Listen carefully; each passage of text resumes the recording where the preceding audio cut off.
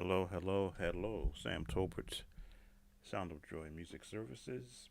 And as you know what I'm doing right now, I'm trying to link this stream to my YouTube, to my Facebook page.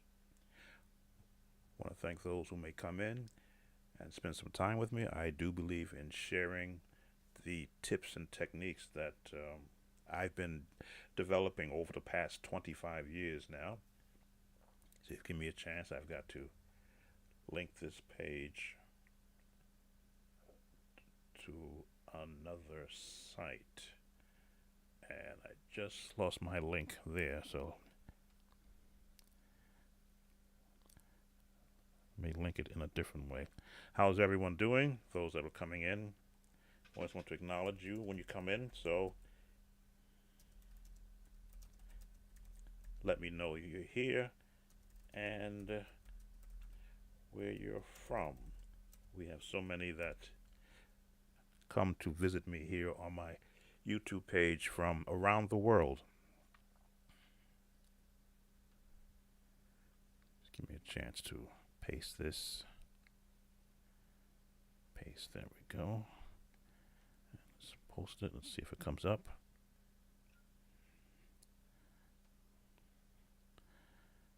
Okay, and then let's share it to my Facebook group.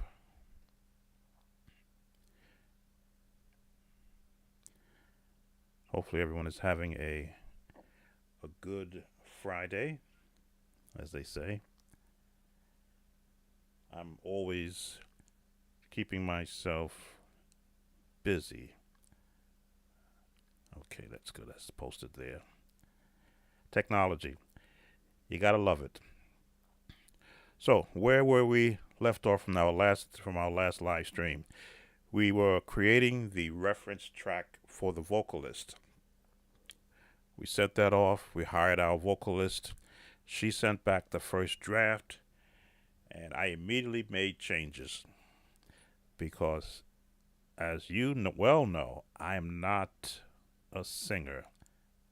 Bring me back to my page. Okay, there I go.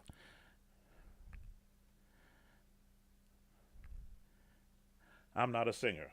I can't sing. Yes, I do know what notes sound like.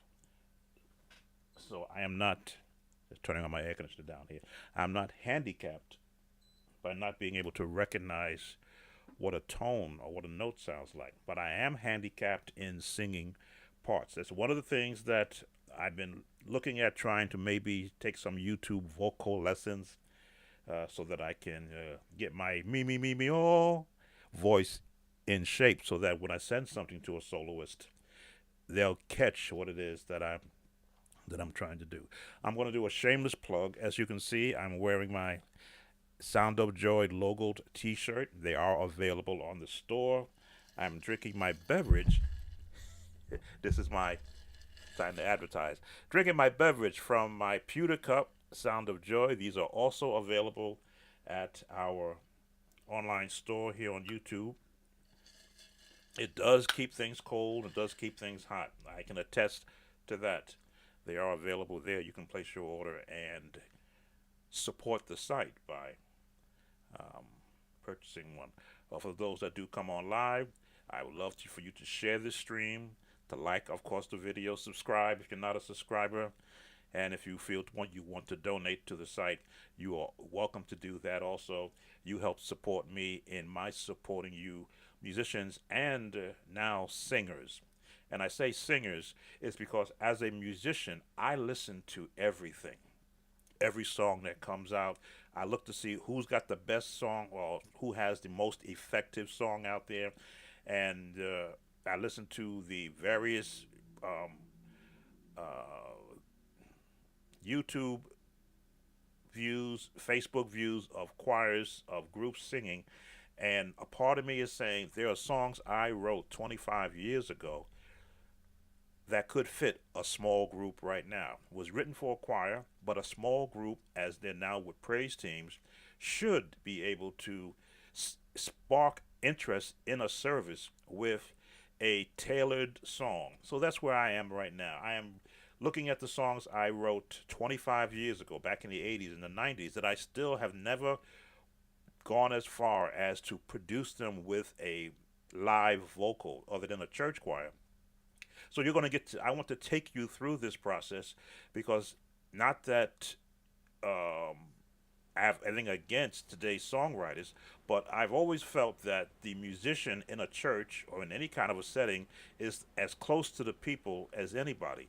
You know what kind of tones, what changes, what chords can motivate a singer to open up, motivate a listener to to unlock or to get rest in what they're doing. So the song title that I what I'm doing is called God Still Answers Prayer. It was birthed back in 19 I want to say 92. Memory now is because it was a while ago, from a theme from a church conference, push, pray until something happens. Of course, I relish any opportunity to create a song. So this was one that I put together back in the early 90s, I believe, written for a church choir. But now now that technology has allowed me to be able to hire a singer anywhere in the world, and I mean a singer. This young lady, after listening to her demo on the Fever site, so impressed me. She's worth the money that I am paying her to put vocal sounds to this song. Now I'm going to let you hear the reference track she sent me. I've sped up the song, so of course there was an additional charge. I need to let you guys know that if you're going to hire a singer online to give life to any songs that you create, expect to budget yourself to be able to pay for changes you're going to make. As I said, I'm not a singer. I thought I pitched the song in a good tempo until I heard her sing it back, and I said, nope, I need to speed it up. So let's take you back into, and thank you for those who are watching, let's take you back into our Pro Tools session. Now here in the Pro Tools session, I've already changed the song to the faster tempo, and I added some more instrumentations. You can see my previous live stream, and you'll see where I stopped. I changed the drum pattern and added additional instrumentation. As you can see, I added a bass. I added the VX3 organ. And this is after I heard her sing me back what I sent to her, and I said, no, it's got to be faster. So here's the new faster by what? It was at 95 beats per minute. Now it's at 105 because I needed the song to have a little bit more flow to it. It was flowing good then, but as a musician listening, I'm pitching it, I'm hearing it, I'm going, nope, nope, nope, I need to speed it up. So here's where it is now.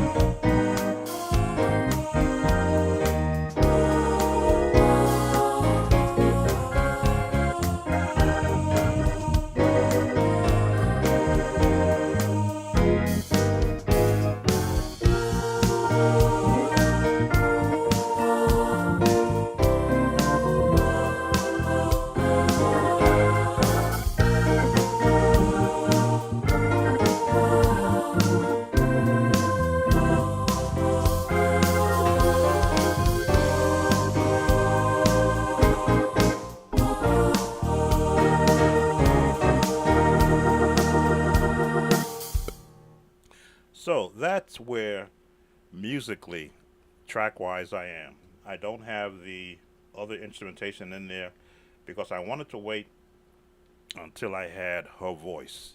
I wanted to wait until I had her actual vocals because this now I could use her vocals and refine where I am. In fact, let's take you back to that scene again and refine where they're going to be. These are, in a sense, the vocal tracks here.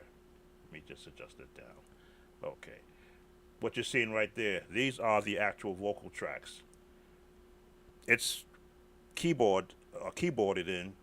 They're not really aligned to where they should be, but once I have her vocals, that's where the vocal would be. That's where I'm going to really refine the music so that it's right on the downbeat. But if I don't have a good representation of the speed, then I can't use what she's done. Now I want you to hear from the reference track what she sent me already.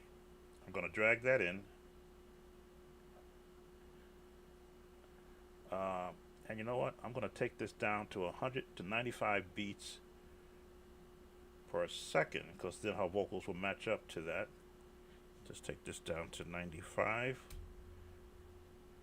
And we're going to import her track to me. Let me just import audio. Okay, and there it is. You don't see what I'm doing, but I'm converting it.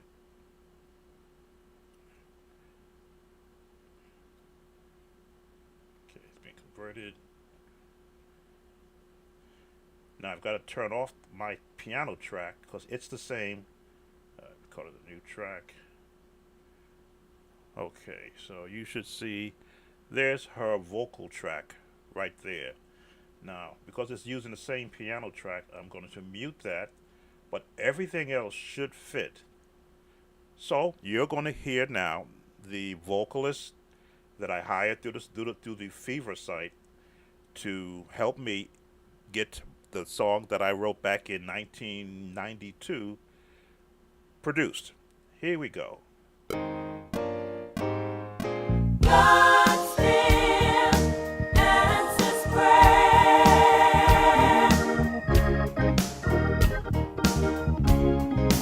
He will be right there. Hold on and don't despair. God still answers prayer. God still answers prayer.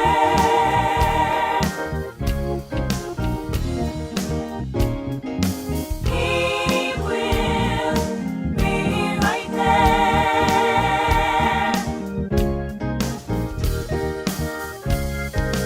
Hold on and don't despair. God still answers prayer. Men ought to always pray and not faint. God said, men ought to always pray and not faint.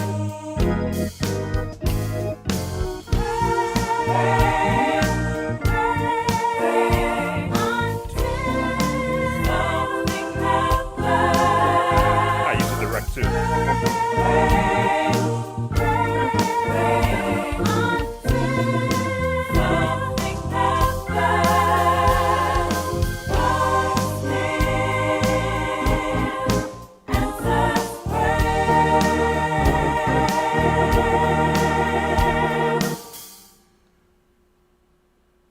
So, how easy is that to hire a singer that can read your sheet music, that can listen to your reference tracks? There's uh, some timing in the words which are going to be readjusted. I know how I would have liked to have heard it, and perhaps because if I were a singer, I could have sung it better than let her listen to audio files mimicking the voice of the vocal voices. That's being fixed now. I should have it that tomorrow. But to have a vocalist that could sing all three parts, basically doing soprano, soprano two, and an alto part. Didn't use tenor because so many of our tenor singers are singing up in the low alto range now anyway. So it's good for written for a choir, but being harmonized in a sense for a today's praise team. As I said, you heard the 95 beats per minute speed. You know, you can get with that, but I needed it faster. I needed it faster. So you're seeing the process. I'm not sure how many are on. Let me just verify that I didn't miss anybody. Okay, we have two watching, 12 views. So I wanted you to see that it is possible for today's musician to use his abilities not just to play someone else's song and to get happy over someone else's song, but to actually create your own using software. As I think I've shown you the sheet music creation that I did for the parts and the lyrics, using a Pro Tools is what I'm using now, but you can use Studio One, you can use Fruit Loops, you can use Cakewalk, Sonar if you're a Windows user, whatever GarageBand if you want to use Garage. I'm not a GarageBand user, but I did look at it. I'm not a Logic user. Pro Tools is my door of choice, and I'm paying the actual subscription for it. And I want to be industry standard in what I'm doing here. But to be able to envision the song, which is the composing part, then you create it, which is the sheet music and your reference track. Get a competent vocalist that can sing words to how you feel the song to be sung, which is who yes, I'm paying for her services, but and she's gonna do some more of my work. Again, I don't have just one song. I have 20, if I really count them all. And I used to have a sheet here that had a lot of them on there. Let's see if it's still there. Let me see. It should be right here.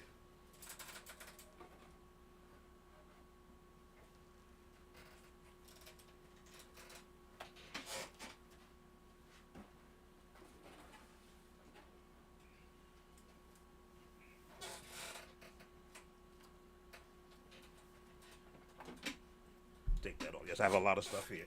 I have, and this is not all the latest ones either. These are not the latest ones. These are the from 1995. I have a list. Those are all songs that I have either written or arranged. As you can see, Sound of Joy production list. That's how old this paper is. Let me see. 1995. There's probably 15 more that are not on this list.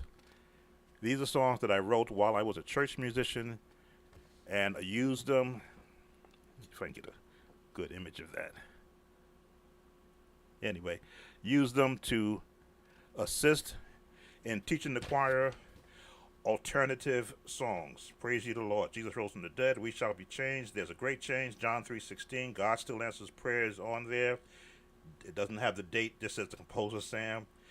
Jesus is risen. Tell the world, which I've got to do that one. So glad Jesus rose today. God still works miracles. That was recorded on Jay Gooding album. I got something to shout about. I did that for a opening or final selection for watch night service. I've got something to shout about. Jesus gave me something to shout about. I'm glad to be here. I got a new life. That's a quartet song. So I'm gonna have to find me some quartet singers on Fever. Chant. Gee, I don't know what that song was. Isaiah 53:6. He was wounded for our transgressions, bruised for our iniquities. The chastisement of our peace is upon him. With his stripes we are healed. Yes, I remember how that goes. Christ is the answer. I rewrote that song. Higher Ground. I rewrote Higher Ground. I don't remember how I did that. And the Lord has what you need right now. That is a quartet song. I wrote it in G. That's your quartet sound. So, and this is just the 1995 list. From 1995, as I say, I've written about 20 more songs that I'm going to have produced by competent, quality vocal singers so that I can not just present them here to you guys and gals on my YouTube page, but I do have an account set up with DistroKid, which will allow me to place all these songs once they've been produced in a gospel format, in whatever format that I want to put them in, and make them available on the digital platform. Now, have I experience in doing this? Yes. One of my songs was rearranged by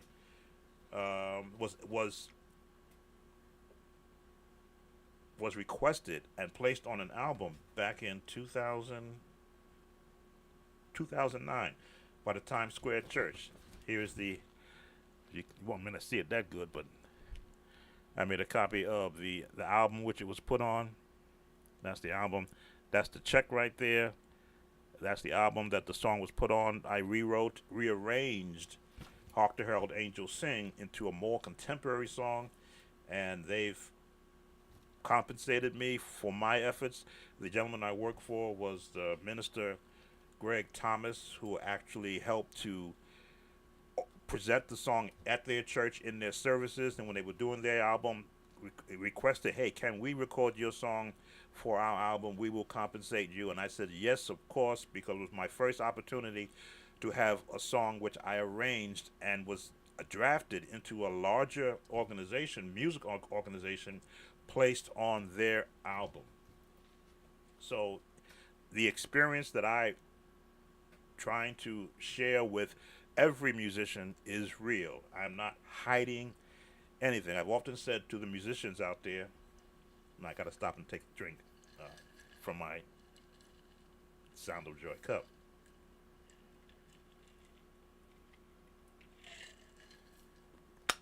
Get yourself one. The services that I offer and the experiences that I offer, I give on this YouTube platform freely to all the musicians and singers now that are out there. And if you want to do one-on-one consultations with me, I do that via Skype. My Skype name is Sound of Joy 123.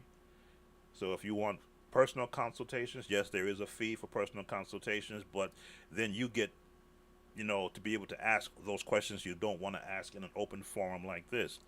But in an open forum, like it's what I'm having right now, a live, I have no problem sharing tips, techniques, what I use, how I approach playing gospel music, how I approach the sound of gospel. There's chord changes that I wrote into the song after I heard her voice that she's going to include, that's going to give me the opportunity to add another flavor with just one chord change in the song, and that you will hear during the production stage. So I'm open for questions. I have 4 viewers now. You haven't let me know who you are, but this is my question time. If you have a question, I'd love to be able to answer it. There's still some production work I'm going to do in Pro Tools, and I'll let you watch some of that.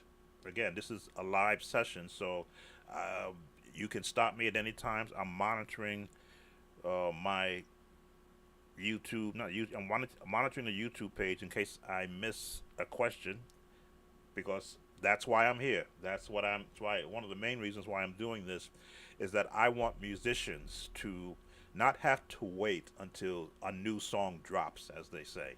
But that new song is in you, as you saw from that list. I have several.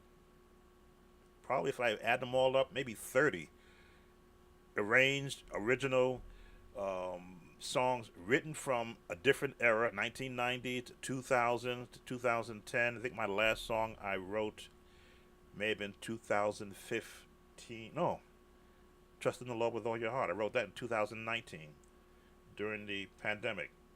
Trust in the Lord. That one is on my CD Baby, iTunes, whatever, all the different sites. It's being marketed on all those sites, and you have a clip of it and the actual production of it here on the YouTube page.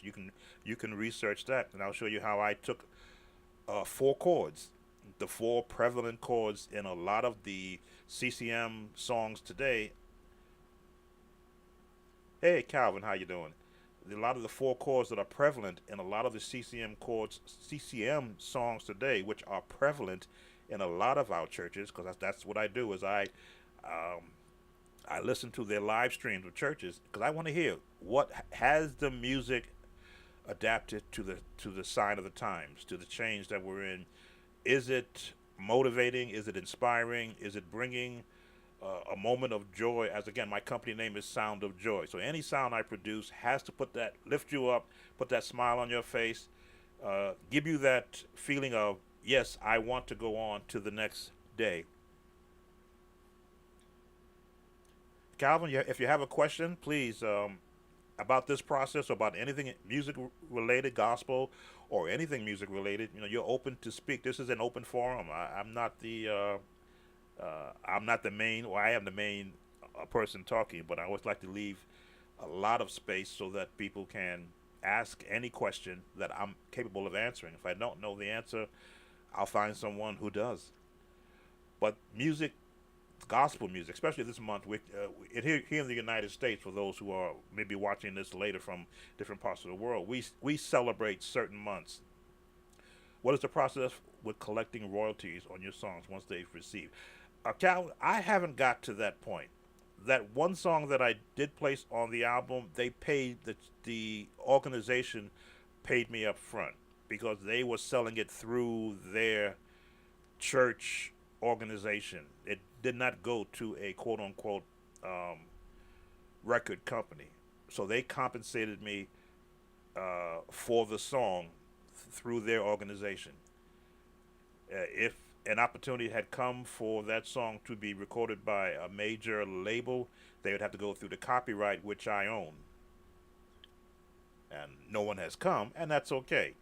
Because again, just the opportunity to have a more established church music department sing a song that I arranged and have them add more flavor to it than I could have because of their talented musicians and talented singers, inspired me to say yes, there is a way to get into a door if you're providing quality um, music. Now they haven't asked for any other songs because I've offered some other songs, but they had a changeover in their music ministry after the COVID. So I'm not like, I guess I may not be, as they say, the flavor of the season anymore, and that's okay. That's all right. I appreciated having that opportunity to know that every time someone plays that CD, let's see, I always keep I always keep one handy. That's the CD. This lighting is always going to be an issue when I do this. Let's see if I do that. All right. This is unopened. This is the one that I keep. Let's see. I can adjust. There we go. Christmas at Times Square was the album. This is a church produced. There is no company that actually marketed this. It was done locally through their organization and through their website. Yes, they had their own music affiliation. So again, you always want to take opportunities in gospel music wherever it may come.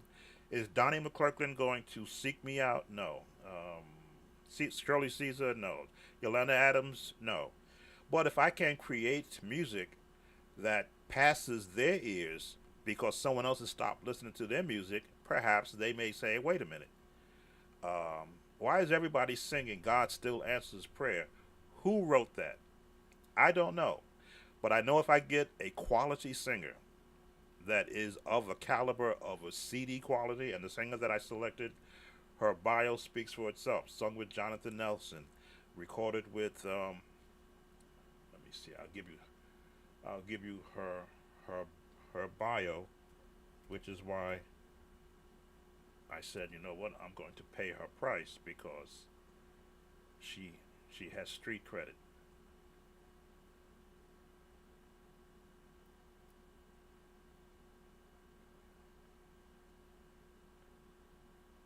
Give you her bio.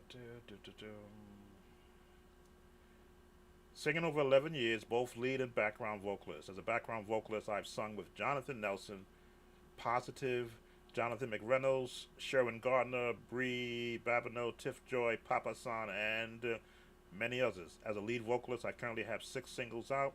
I arrange background vocals, ensuring that my best is portrayed at all times. I've had the opportunity to arrange background vocals for Positive, Sherwin Gardner, Mikhail Ibuka, and many others. I've also worked on 2 cruise ships as lead entertainer and had my hand in singing jingles. So, yes, I paid a good price for a great vocalist to give life to a song I wrote.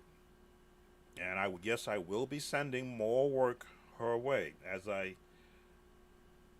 relook at a lot of those songs I wrote, and I says, okay, I know she can do gospel. I know she can do R&B. I know she could do because she's from Barbados. She can do Caribbean. Wow, different styles from a same vocal, and she does background vocals. And I didn't hire her to do lead. I may put a lead with this. I don't know. For right now, it's for me. It's to get the next song on my list of songs from my past out. But as far as your question, it's the process of collecting royalties on your songs once they have been recorded. That is done through the uh, music and what do they call them? Rights, music rights organizations. I am a member of ASCAP as a songwriter, publisher. If I were to post my song, which I'm going to do on my first song, on their site so that they can track it, then they will, whenever it's being aired, if it's being played somewhere in an open environment, someone uses it for a background music on their YouTube page, let's say, they will track it down, whoever has used it, and get royalties from the amount of time that they play it, and then funnel that back to my account, which immediately comes back to me. It's a process which I do have in place because many a times I'll be teaching a song here on YouTube, and I'll play a snippet of it so I can make sure I get the right chords. And before, as soon as I post the video up, I get the copyright strike. Not a bad one, but a copyright notice, not a strike, that I have aired music owned by this company. In fact, it happened on my last song that I viewer request song I did. I kind of knew they would have heard it, but I didn't think they would have been that fast. But they were. As soon as I posted it, while it was still processing, boom, you have a copyright notice of a song that we have heard played on your page. So I know the system is in place. In fact, I'm probably going to have to um, maybe even shut down this live once I get the song loaded and posted at all of my sites, download sites. If anybody plays it on their page, or if they hear it played on my page, it may trigger a strike. I know I wrote a song, I posted a song 10 years ago on CD Baby, and I didn't think anybody cared about it because I never seen any royalties from it. I reposted it on my YouTube page, and immediately got a copyright strike. I said, "Oh, okay. So you guys are still watching that song from 10 years ago that I've not seen any money from." It was a song I wrote for a dance troupe called Sound of Africa. Using keyboards, I was able to create and write a song within 5 days and get it produced and aired. But it's still in the system, so I know that the process does work. That they won't allow anyone to use your material that you have offered up and stationed with them, with the music organizations, and you don't get compensated. So, but thank you for your question. Thank you for your question.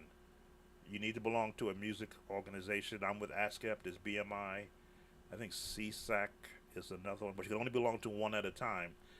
I thought I could sign up with BMI also while I'm in ASCAP, and they says no, you are already assigned to a music right organization. You have to leave that one to come to us. I says no, if I'm already there, then I'll stay where I've been for the last 20 years. I think I joined ASCAP back in the 90s when I started writing songs. I wanted to be able to have the way that if a song is picked up and someone says, "Yeah, I like that song. I want to be able to use it." I wanted to have my end of it, which is the songwriter aspect, covered so that there's no question Oh, you would BMI. Okay, okay. Um, well, let me go back to the song. As I said, the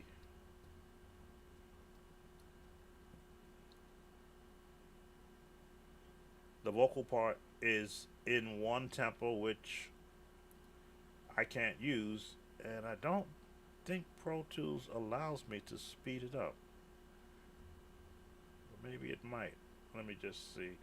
There are a lot of options, updates done to Pro Tools in their latest software. I haven't upgraded to the latest one because I'm running the Mac Mini with 8 gigabytes of memory, and it chokes with the new updates. So I kept an older update that that Big Sur will run, where it doesn't choke. Right now we're at 45% memory use because I got the organ VST loaded. But I am waiting on the updated Mac Mini, which should come out with the M2 processor. So I'm looking at upgrading my site once again. So for those of you who do visit my site, every time you visit the site or share it with someone and they make viewership, I am monetized, and I use that money to invest back into the software and the hardware so that I can keep updating. Getting cold in here now. I can keep updating uh, my presentation here. So I'm going to change the tempo back to 105 because that's where I want it to be. 105.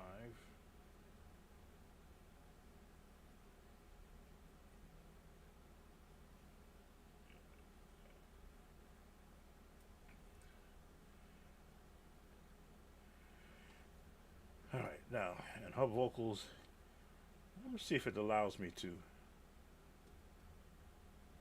stretch it. Pitch shift. Is that a pitch? No. Modulation, sound field instrument, other. Gain, invert, normalize, reverse signal generator, time compression, expansion. Uh,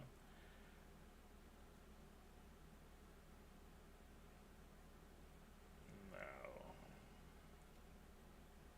Just looking at the software to see what else it might allow me, would allow me to stretch this audio.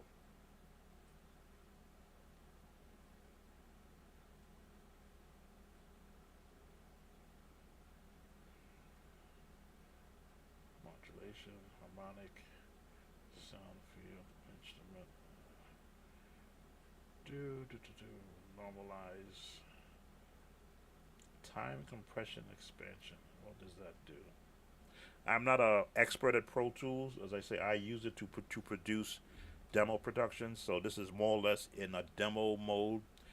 But I do have WaveLab. I think it's WaveLab 11, which allows me to do the mastering where I can look at all the metering. Although you can also do that in Pro Tools, but I like using WaveLab because it gives me some templates to work with and allows me to make it CD quality, or it's a CD quality, and then there's another one, another mastering thing that puts it up in its highest um, quality rating, so that wherever it's played, it's going to sound good. It'll sound loud and full without clipping. Look at what time compression expansion does. And didn't I have that highlighted? Yeah, I don't know what it did. Well, let me see. God still answers prayer. So of course, everything is now too fast from a vocal standpoint. But that's okay because I've already discussed the changes. As I said, I am paying for the changes to have it sped up. It's like starting all over. So I paid that already. But I do appreciate, again, the first draft of it because it gave me an opportunity um, to look at. Oh, here it is. Time compression, user playlist, Time signature. Okay. Beats tick.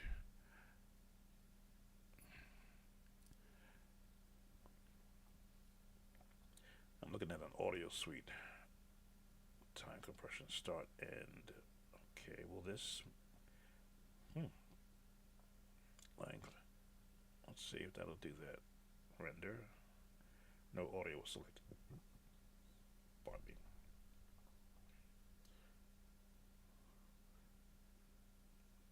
Render.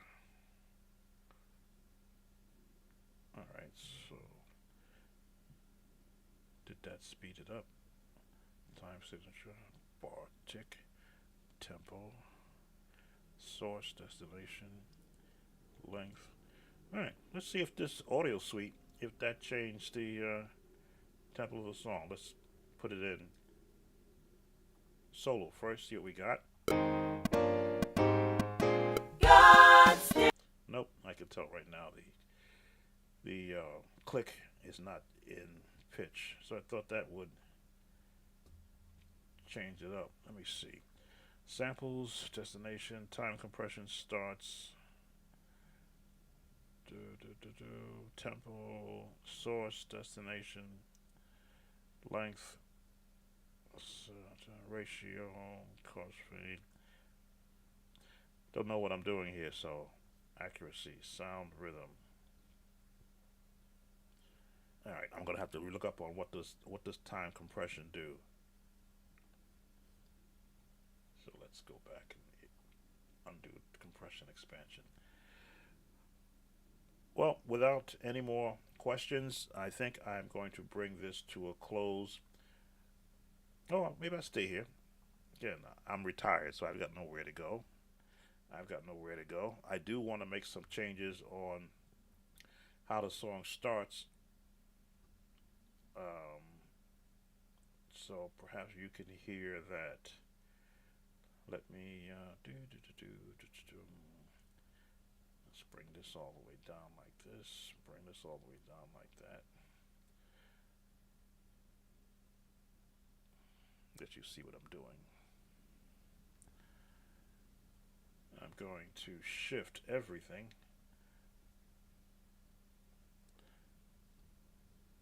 and drag it. Give me a little more space to do. Come on.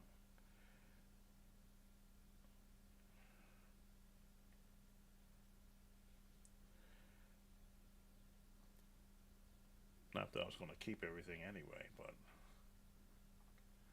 alright, let's drag everybody.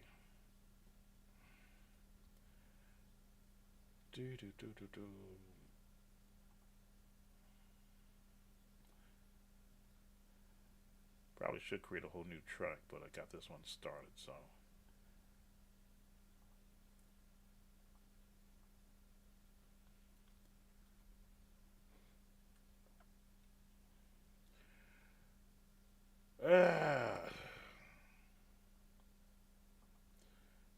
Probably shouldn't try to do that.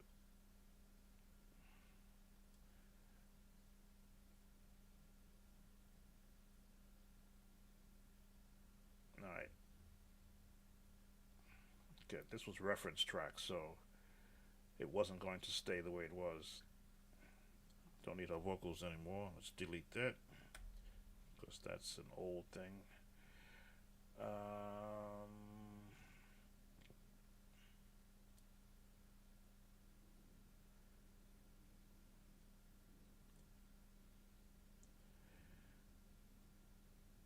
I could bring that in anytime, right? Yeah. What I want to do is I want an opening intro, not a long one, but more than just the 3 notes I gave, because I was trying to get the timing down real quick.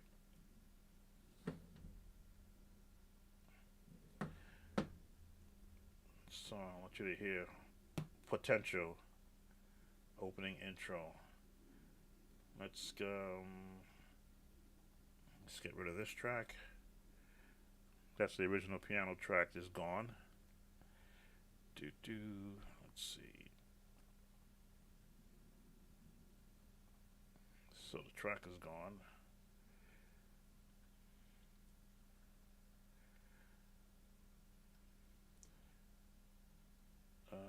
Let's get rid of the bass track.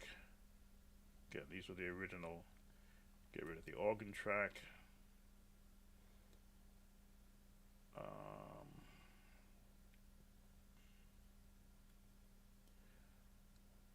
Vocal tracks. That's what I want to work with. I want to move the vocal tracks.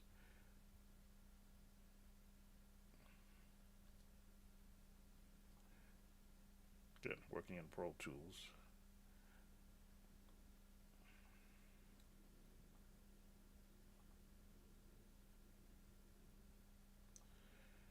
I want to move these out of the way. You'll let me move them now. That's my change.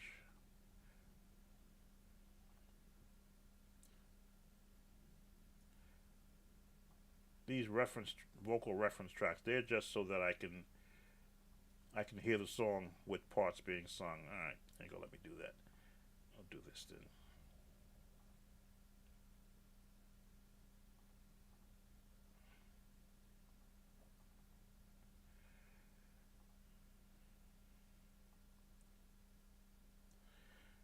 Trying to move all these, it won't let me do it. So I'll just do it this way. One at a time. Because I can always line them back up once I get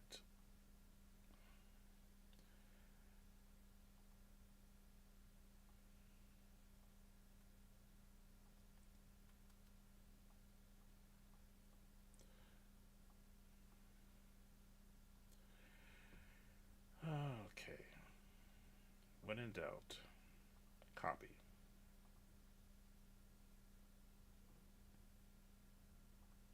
Paste. Thank you. So these vocal tracks can be dragged in. Why does it look like that's a ghost?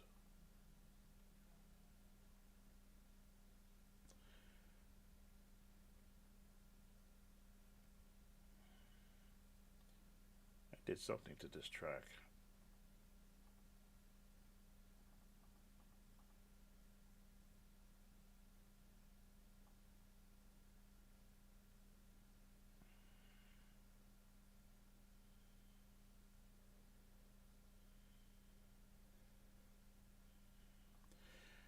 What did I do to this track? Did I mess this up?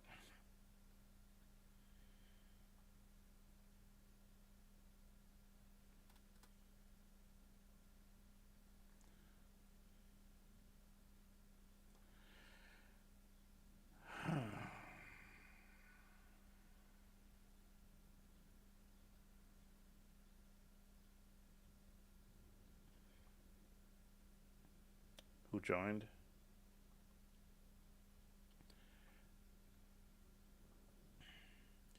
Something I'm doing here is not what I'm used to seeing happening. This is a MIDI track. Okay, there it is. And I can't select it. It's almost as though it's a ghost track. It's there. Alright.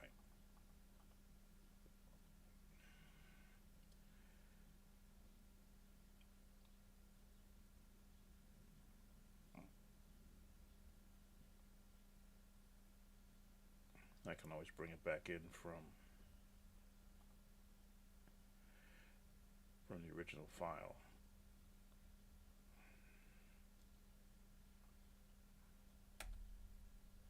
Okay. Where are we at now? No tracks are recorded. Piano. Using a VST piano because I can go in and fix it, and then later assign it to one of the to my better piano VST 2, 3, 4, 1, 2, 3. So we know that's working. We need to turn on our where are you? Count. Yeah, the count is on. Okay. So what do I want to do with the intro? What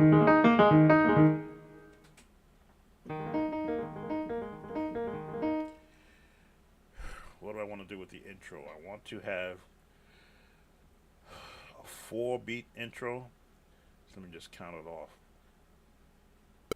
2, 3. So just count in. 2, 1, 2, 3, 4.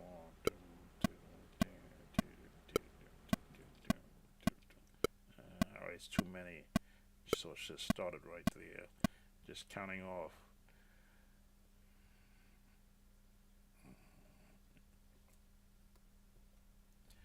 So count off.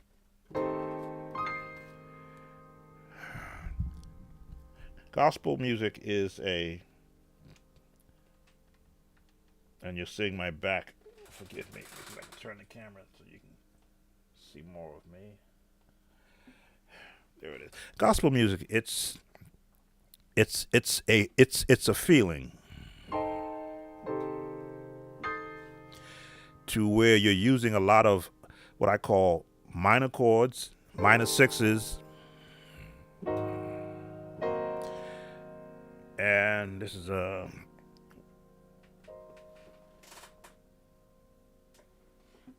according to Pro Tools, it's an E minor 6 with a G flat.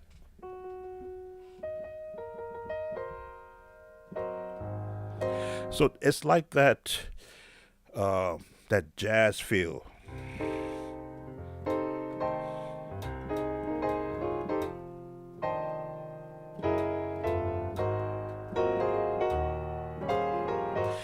That's in essence what I've always seen. I've adapted my gospel style to those jazz chords.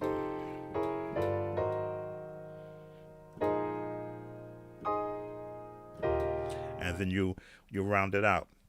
So I'm looking at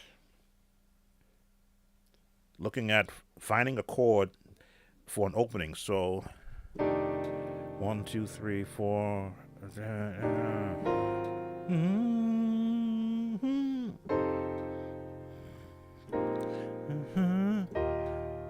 So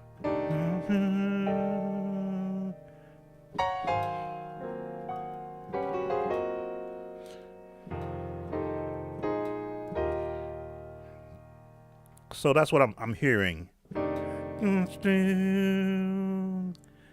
So that's 1, 2, 3, 4, 6, 7, 8, 9, 10.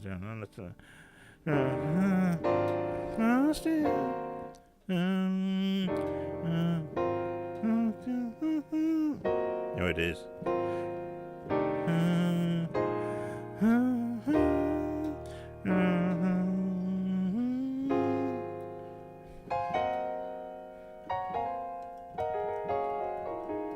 That's that gospel.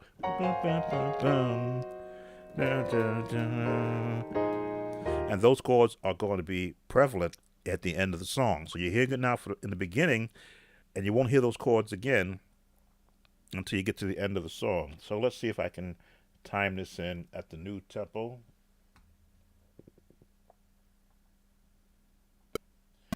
Three, 4, 5. Give it a little bit of a lead in. 2, 3. And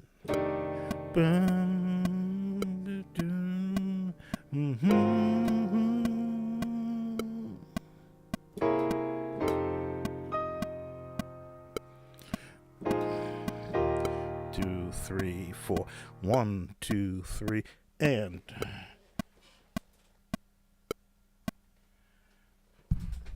all right. So let's see how we got 2, 3, and 2, 3, and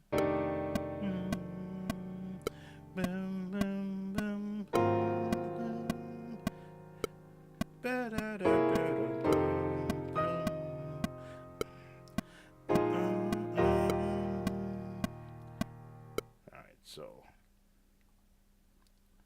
bring this out a little bit so I can see where the notes are falling.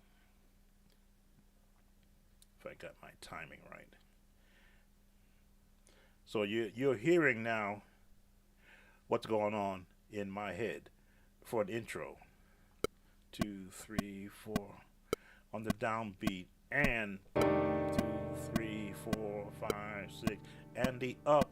2, 3, 4, 5, change. Boom, boom, dum, dum, ba-dum, bum, bum. All right, put a little bass in there.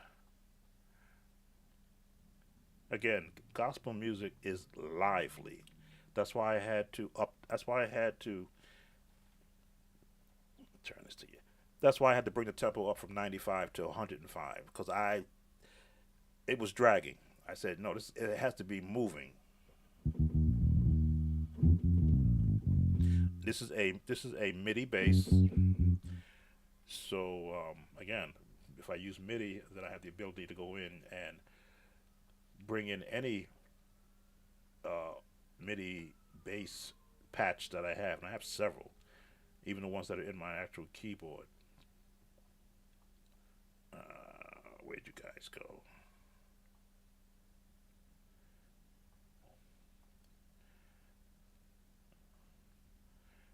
Moving around my mixing plate. I'm going to bring the bass volume up so I can hear it better. Put you all in the middle. Can't use that. But maybe I can use elements of it. Alright, so let's see what I can come up with for bass. 2, 3, 4. 2, 3, 4. 2, 3, 4. 1, 2.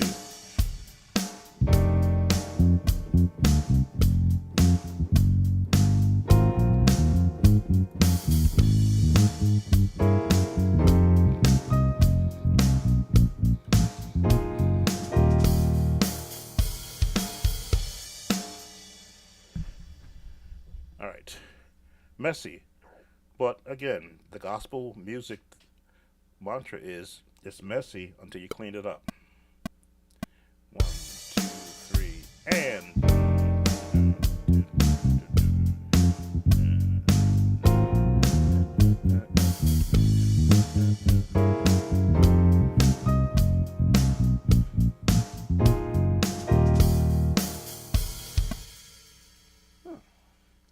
Try that again. 3, 4, 1, 2, 3, and.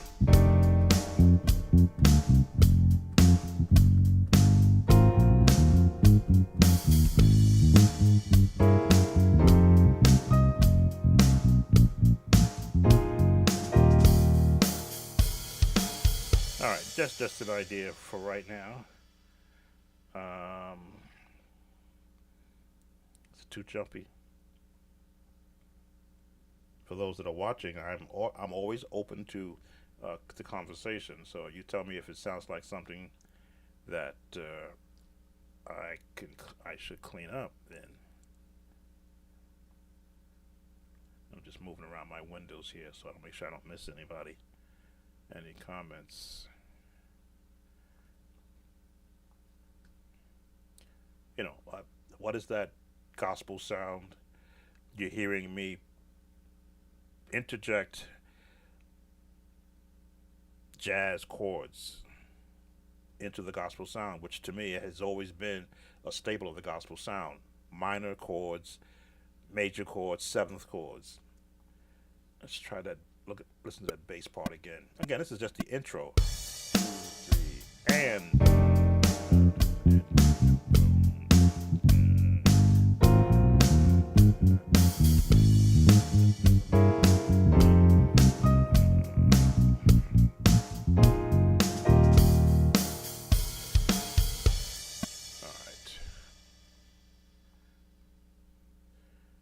Put a little organ in there, because again, that's the staple of the gospel sound.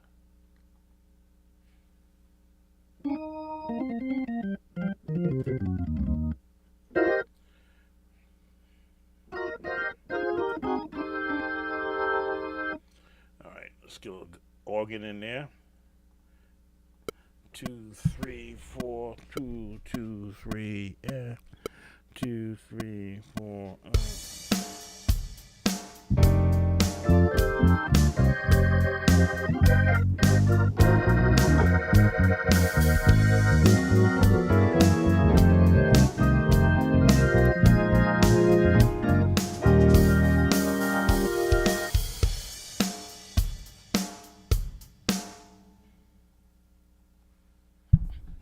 Sloppily done, yes. But I need to hear sloppy so I can see where to clean it up at.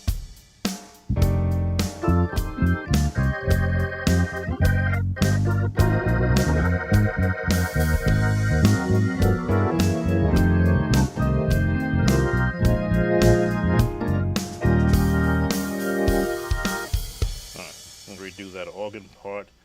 Let me just practice it a little bit.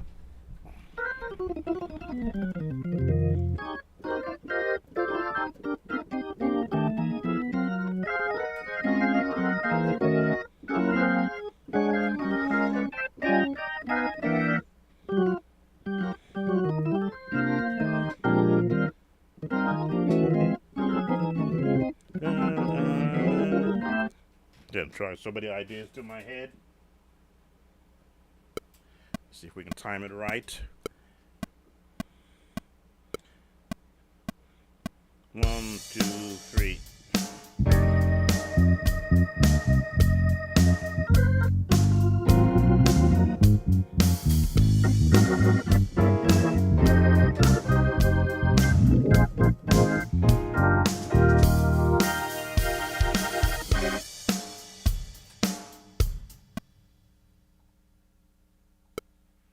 Let's see, we get 2, 3, and.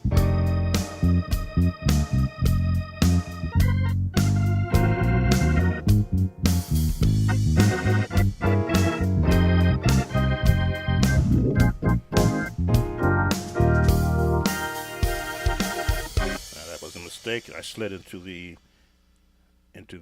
setting of the drawbars that twitched the sound on me.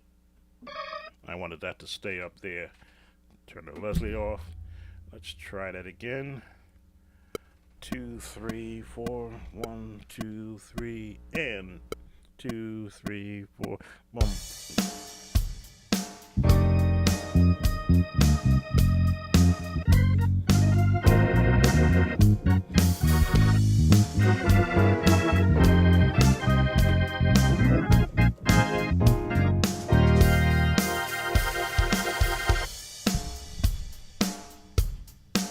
Changed it up again, but let's see what we got. 3, 4, 1, 2, 3, and.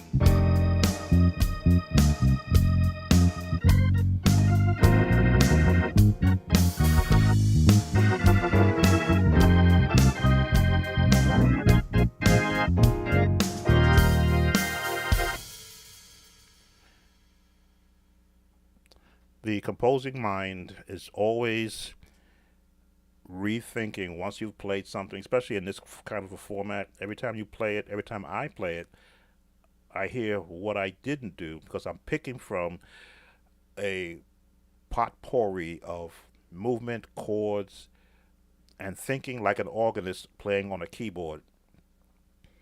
So I'm hearing things that that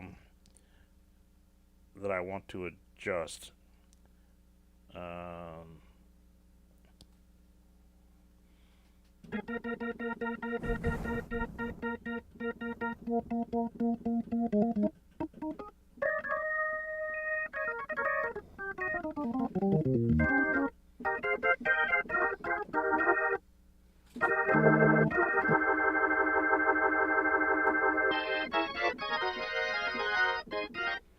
Alright, so the song is going to be high powered, which means I want to keep my loudness of the Leslie up there, of the organ up there, and then it'll come down later on in the song. So I have presets already designed to do that from when I first did this. So let's try this again. 2, 3, counting my time in my head, trying to hear the timing in my head. And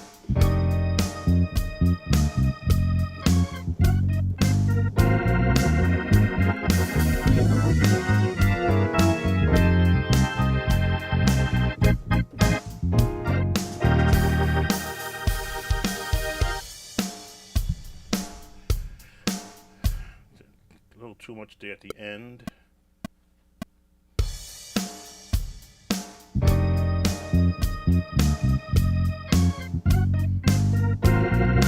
That's not what I want.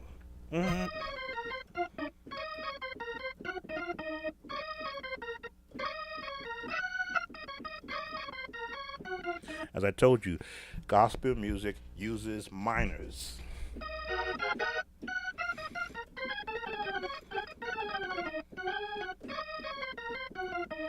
Mm.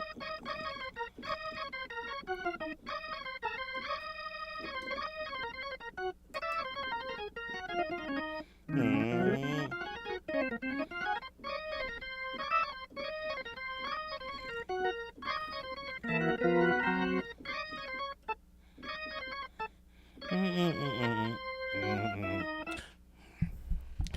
I'm hearing a run and I'm not hearing a run, but I don't like what I did there. So again, because it's MIDI, it can be anything I change. Let's try this again.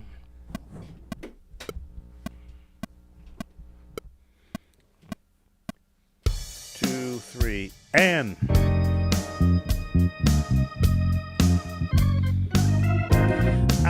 man.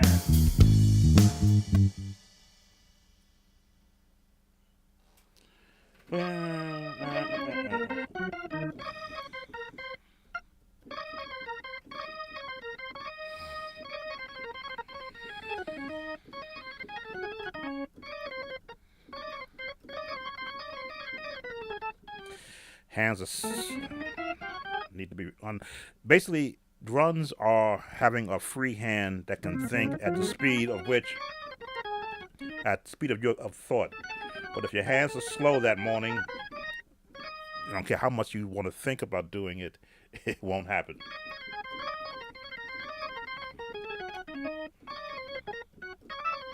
So what I should do is don't do it and do it when my hands are a little bit more quicker. So let's change it again.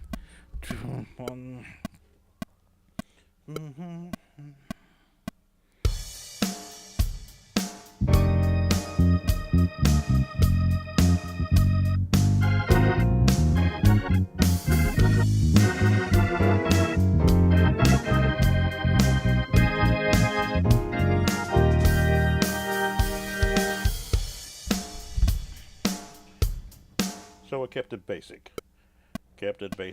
Leave the runs out of it.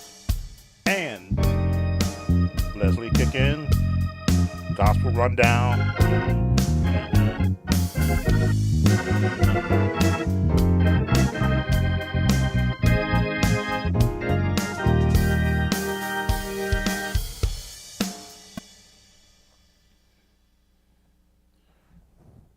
Who joined? Just want to verify I don't want to leave anybody out. Please let me know that you're here. I'm watching and ask your questions just so I can make sure that I acknowledge you being here. Do thank everyone who comes into my live stream, because the idea is to give you process. I didn't realize you weren't seeing everything I'm doing. I should have been paying attention, because I did expand. Okay, so now you see what I'm doing. Let's contract that a bit. I'll actually bring that out some more and contract it here. There we go.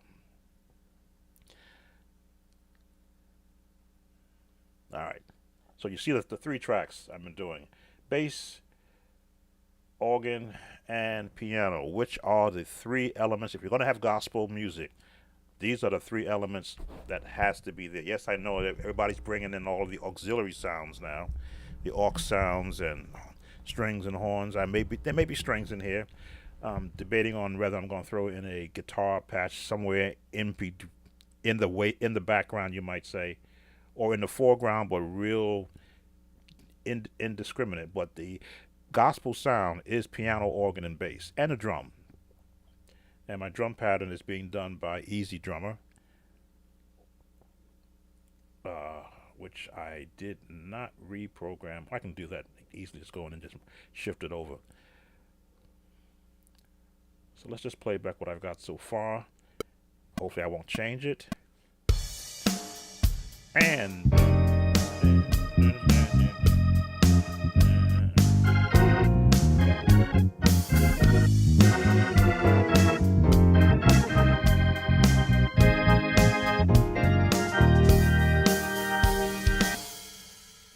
space in there.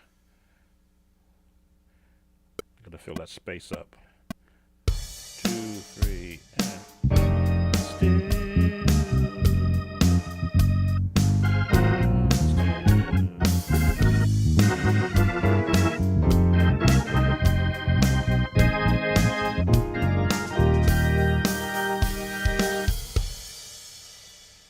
Okay, I left that space there for a reason. Left that space there for a reason. Okay, this is the intro. Hey, welcome, Chase. Tennessee. Birthplace of Church of God in Christ. The state, anyway. Memphis, Tennessee is the home base for Church of God in Christ. I am a former Church of God in Christ musician. So you see where a lot of my gospel, I won't say beginnings were, because I brought a different sound of gospel to the Church of God in Christ. I brought in the big band sound, and that's what you're hearing right now, the big band chords. And I enjoy doing that, bringing a different flavor to hymns. Anthems I didn't too much mess with, but hymns and spirituals, I gave it that fatter sound. Thanks for coming in. If you have any questions, please. I'm not tied to what I'm doing. I'm showing you the process of producing a gospel song, and gospel meaning the good news, encouragement, uplifting, the kind of thing that I have you sitting there, as they call, was it hand clapping, foot stomping? That's what I'm looking at, and that's what I'm missing. I'm missing a hand clap. Let's see if I can steal. Well, claps won't come in until later on into the song. So, okay, so I got elements of what the intro could sound like. I did not etch in stone, but I needed to put a longer intro than I had when I did the very first part, and I erased everything else that I did from a demo standpoint. I kept the vocal tracks until I get the young ladies tracks tomorrow. What I want to do is to bring in those tracks now so that I can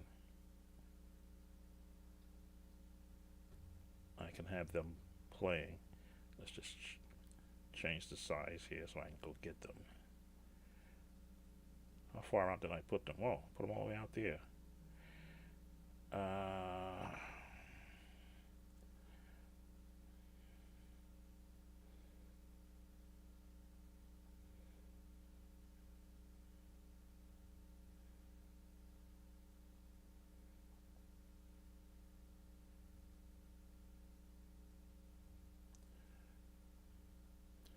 Let me see, where are they going to start?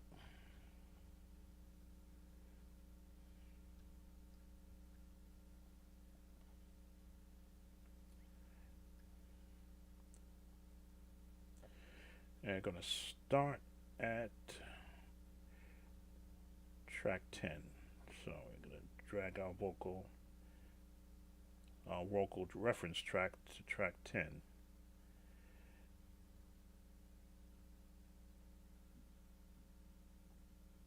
There's our soprano.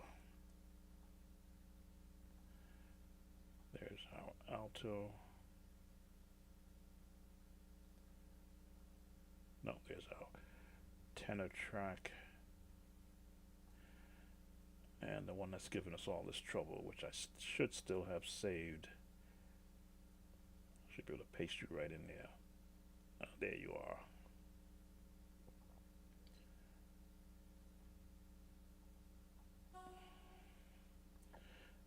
I don't know what I did to this track to mess this up.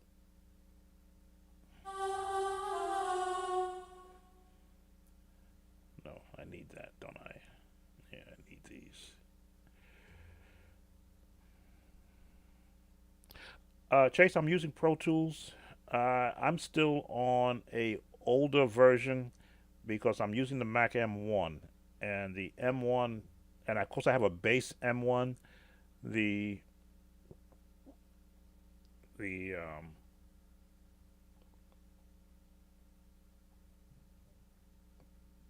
memory is not enough to run Pro Tools correctly. It actually crashes the entire program whenever I run it. So I've stayed with an old version. Let's get rid of that. Okay. stayed with the older version of Pro Tools when they updated to use with Big Sur when Mac M1 came out. So I stayed with that version, which allows me to run with the memory at with 8 GB. I'm waiting on the M2 version, on the new Mac Mini to come out, where I will upgrade to, I think hopefully I can get up to at least 24 megabytes of gigabytes of memory, and a 1 terabyte hard drive.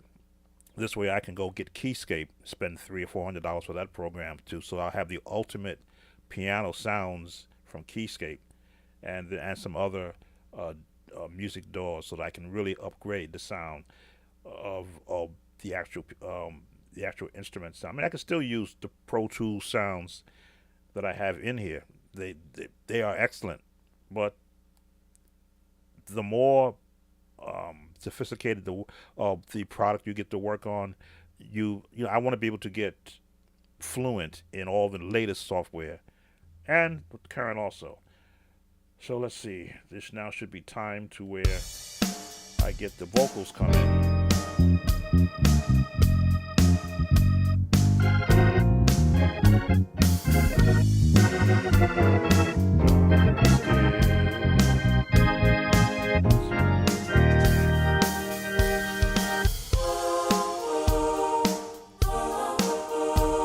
Okay, so I need to move them down. Let's see.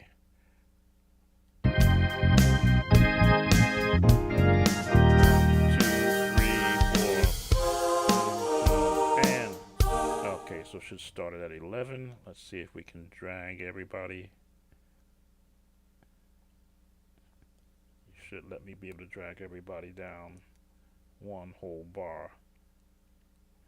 Or you're gonna make me do it one at a time. Everybody should move. Everybody move down one. Good. Finally did that right. Where are we starting at? We need to start at 11. A little timing, so let's see.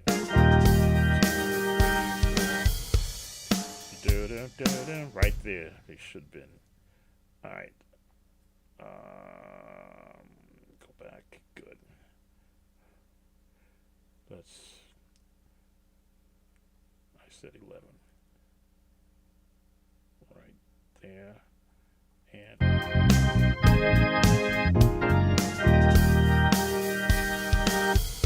2, 3, and. All right, let's a little off. Come back in here. We're doing slip. So I'm basically moving my reference tracks to where I wanted to start. Let's see. Should be right now. And 1, 2, 3, down.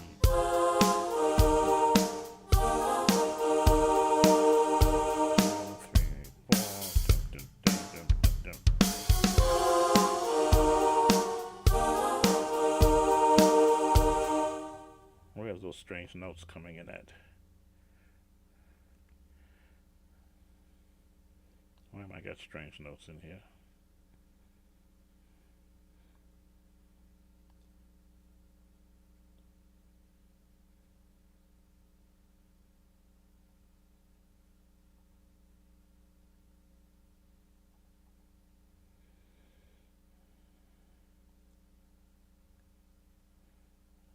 You don't belong there. Get out. Again, MIDI allows you to go in and correct errors.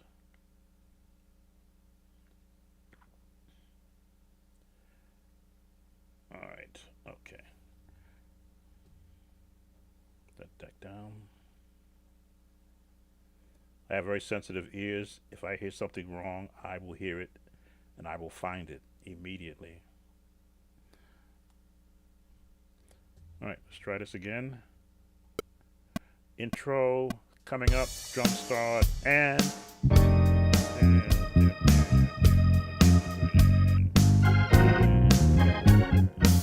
I don't like the piano again.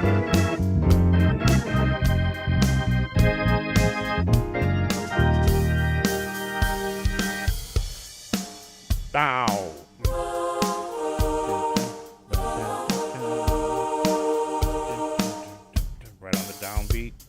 downbeat and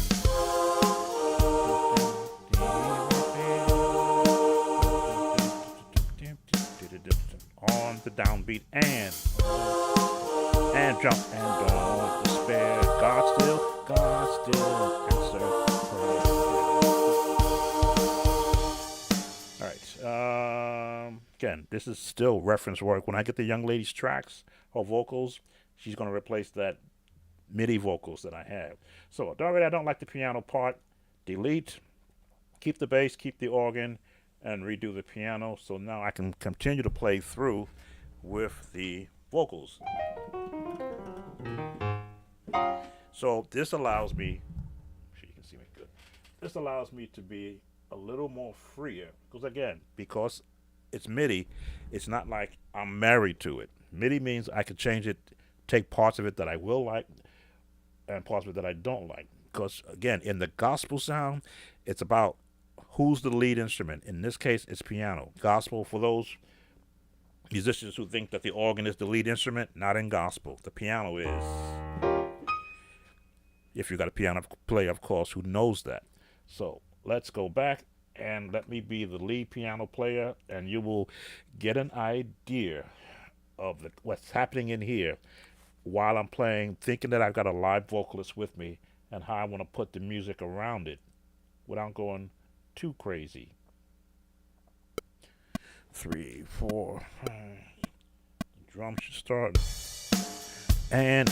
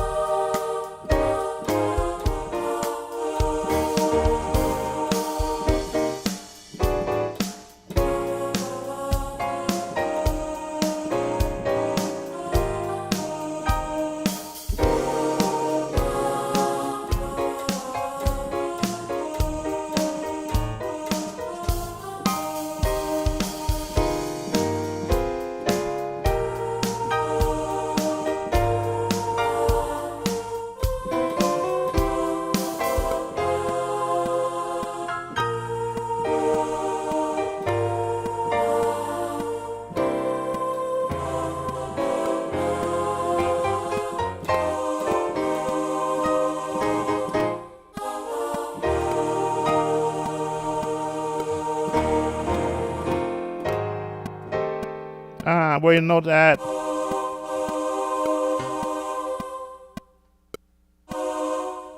right, those are the changes that I made.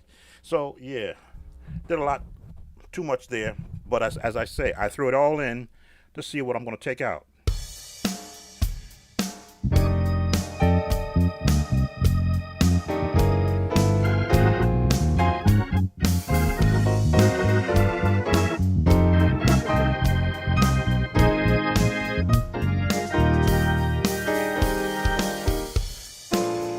Mr. Note.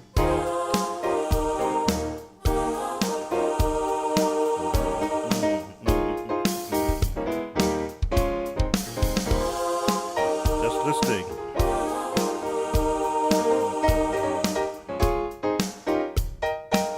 Change that.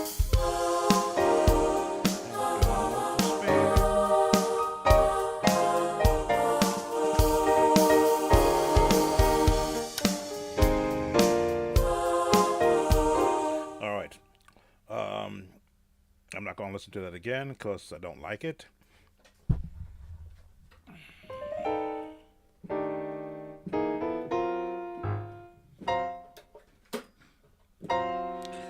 Dun.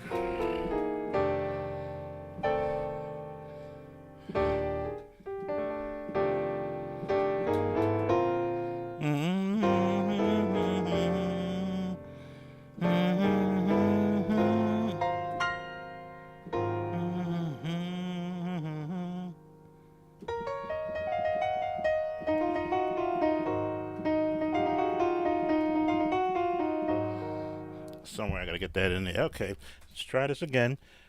Again, you're watching the gospel songwriting process. When you're the only musician, or when you're every musician.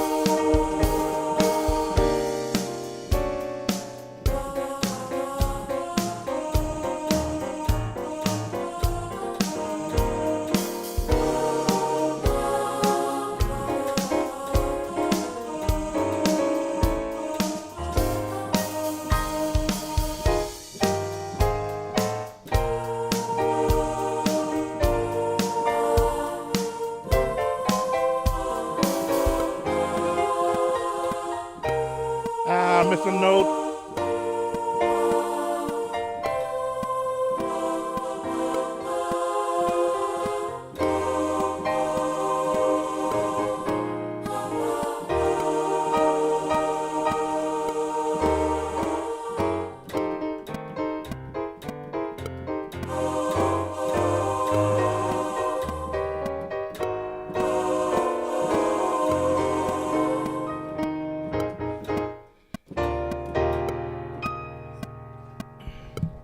All right.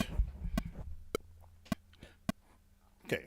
Went through that so that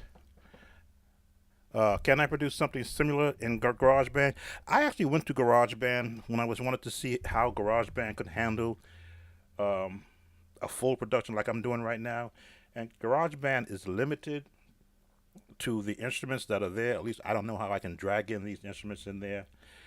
So I said, okay, at least I wanted to see. I mean, if I wanted to create just a standard track in GarageBand, I could. But for what I'm doing right here, GarageBand is limited. I just want to change over. I'll let you see. The change that I added in the song is right here. And I played the piano part to it. I just want to match it up. I messed up those notes too. Let me see.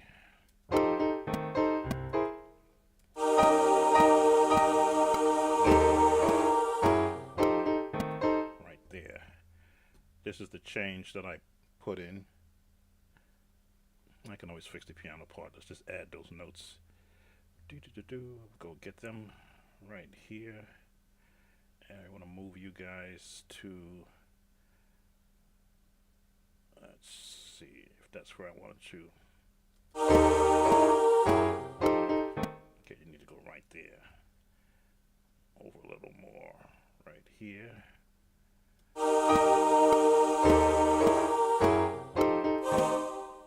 closer than that. Alrighty, real close. Right here. And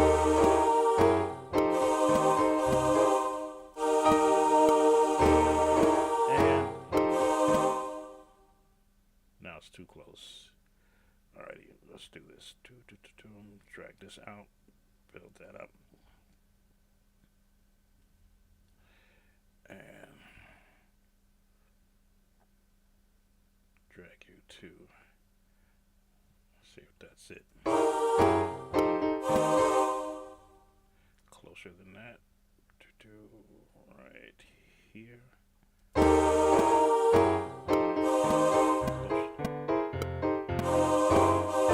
Closer than that. Alright. Downbeat. What happened? Oh, I erased too much, didn't I? I erased too much. Undo clip slide. Undo clear. Undo clear.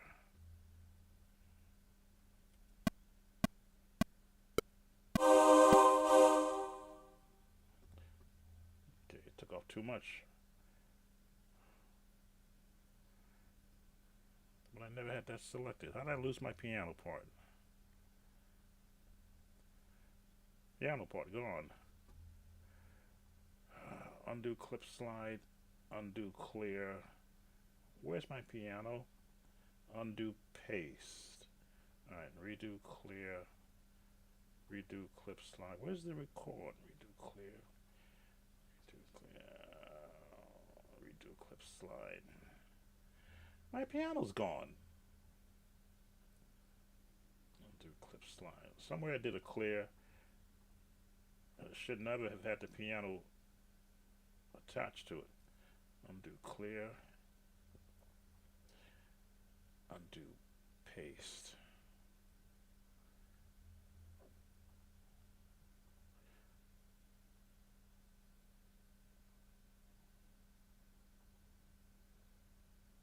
Where's my piano?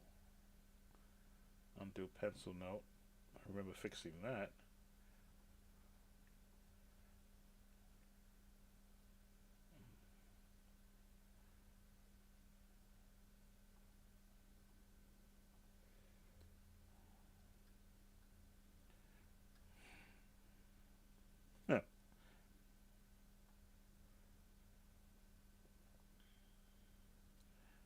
Alright. My mistake. Let's go back in time.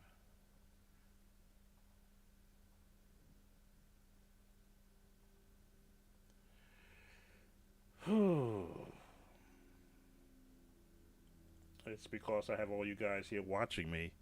I am making errors. Well, you can watch me fix it.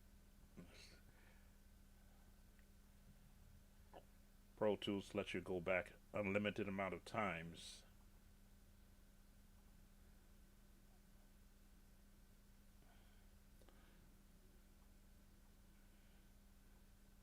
Except somehow I messed this up all the way.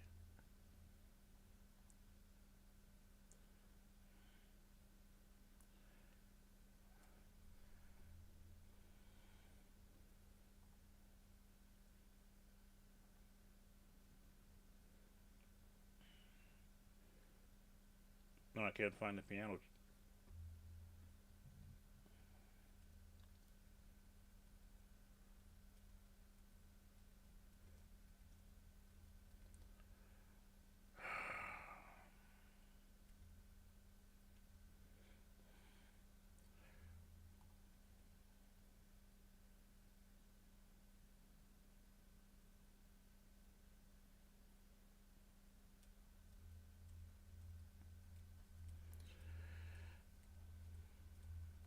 Somehow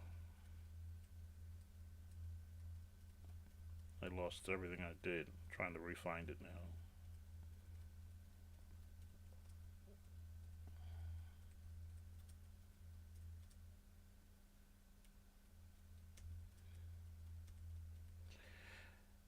Rule number 1: save, save, and save again.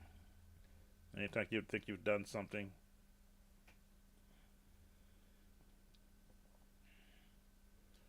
alright, so you put my vocals there, they're in place, along with that change, but my piano's gone.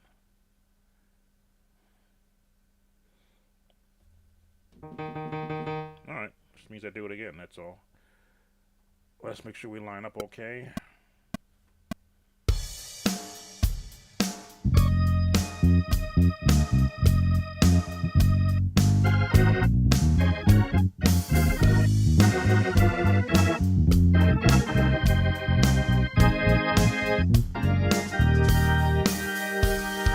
One, two, three, and.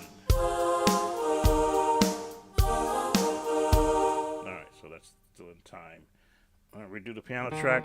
Now, have I forgotten everything I did with the piano? No.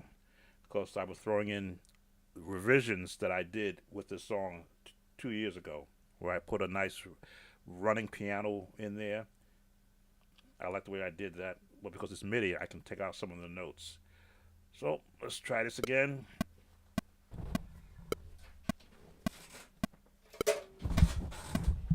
One, two, three, and.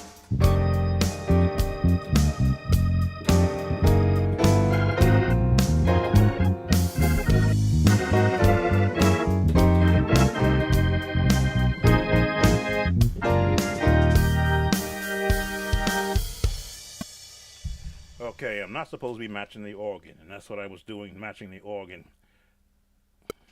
Frustration kicked in. 2, 3, 1, 2, 3, and boom, doom, doom, and.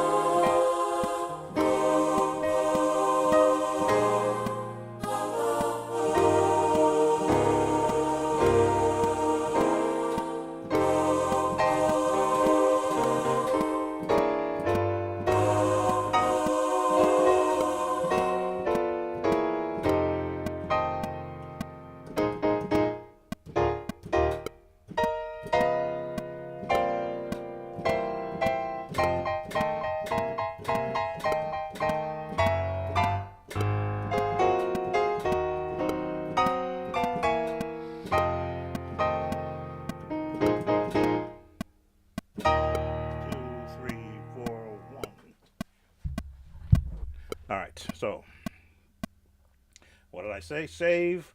Come in, save. So now I have saved what I just did. Let's hear it. 1, 2, 3, and.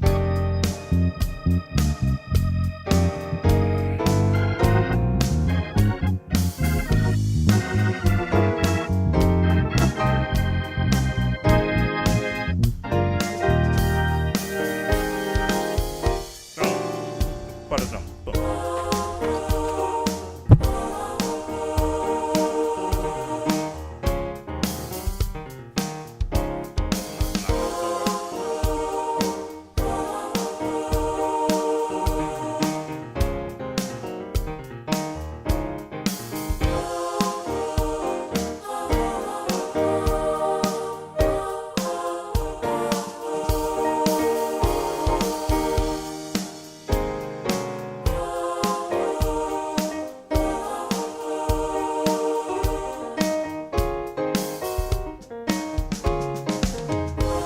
Alright, leave that there. I'm gonna go to my drummer because I made those changes. My MIDI drums are not in time, and I need to add another 2 layers to it.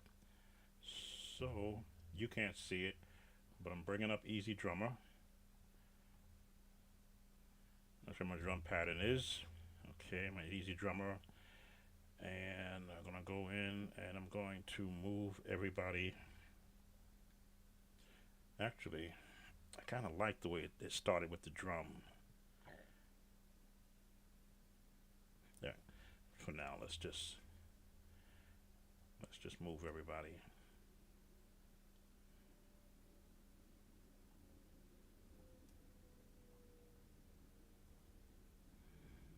I'm highlighting everybody.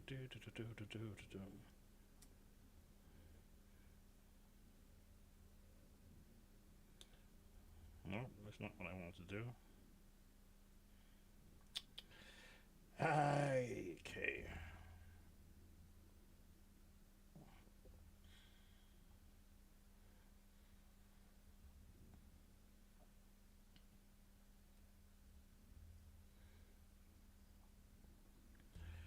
Easy Drummer.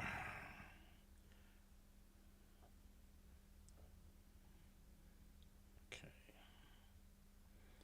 Supposed to be able to select all of this. Where is it now?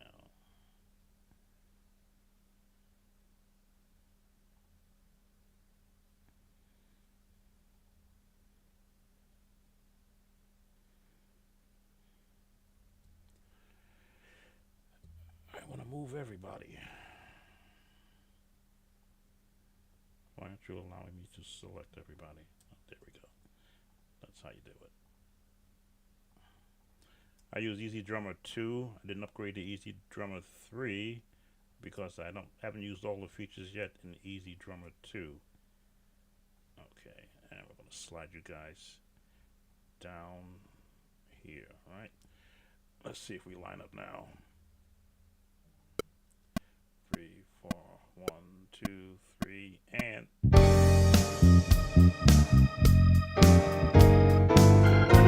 Alright, so now the drummer lines up, but now I added additional tracks. So let's see. We'll call that a bridge.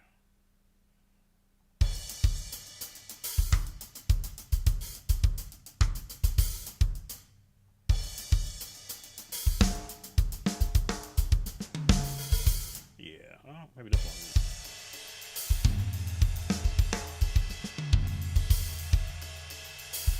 I'll use variation 2.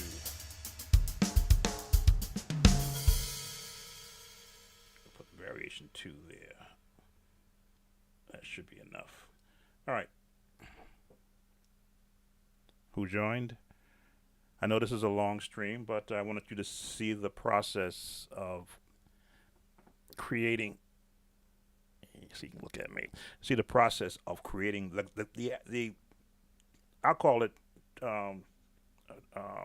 the traditional gospel sound.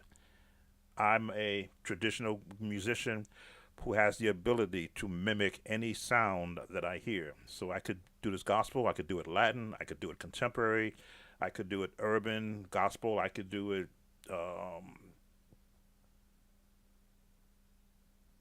whatever sound I want to put to it, I could do that.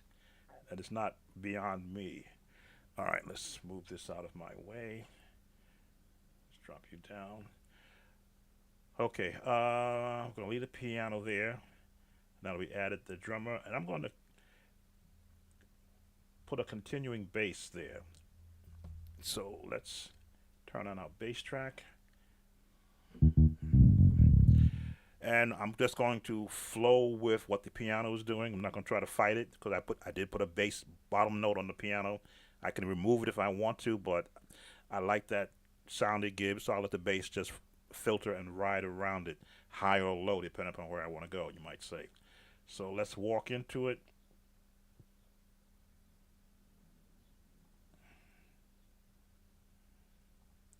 There we go. And I'll pick up where the bass left off. 2, 3, and dum, dum, dum, dum. So you can see the back of my head.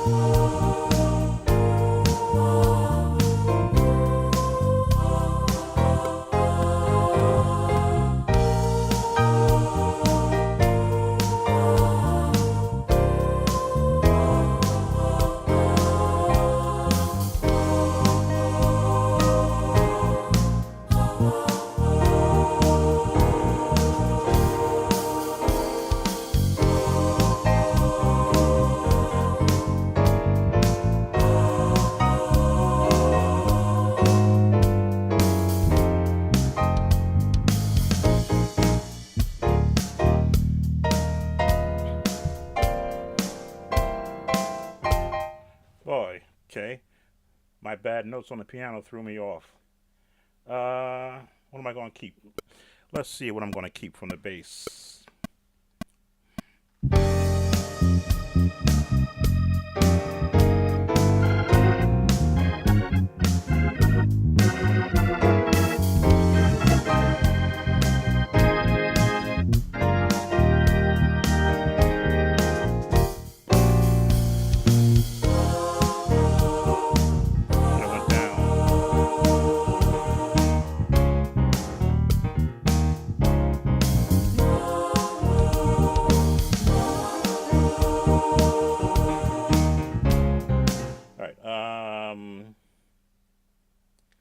Keep that bass and go back to the drum because it's off.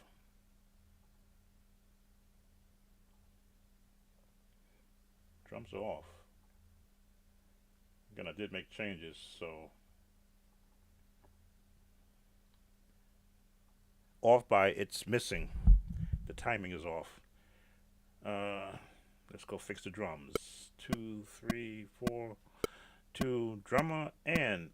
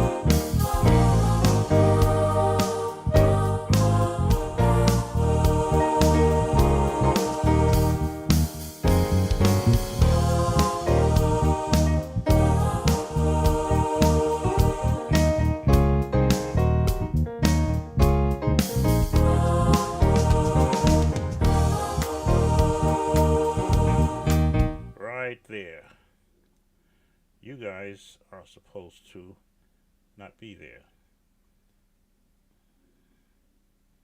So let's move you guys out the way and put who's supposed to be there there.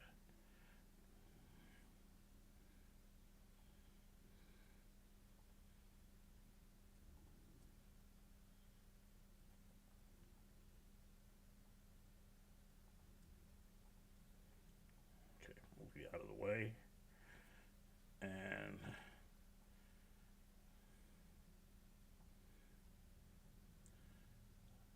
let's put another copy of you there.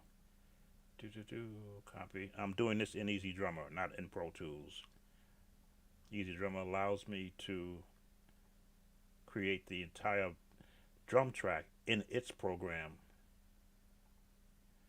and make all the changes there. Okay, here we go, and let's see what we got. Track 27.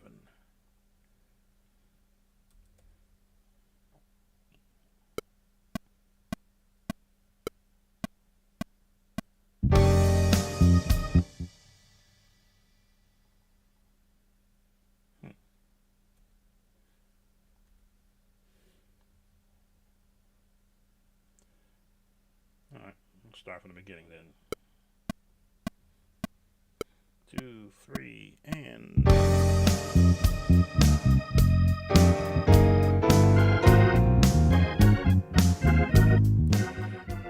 I brought it down some so it wouldn't be so loud.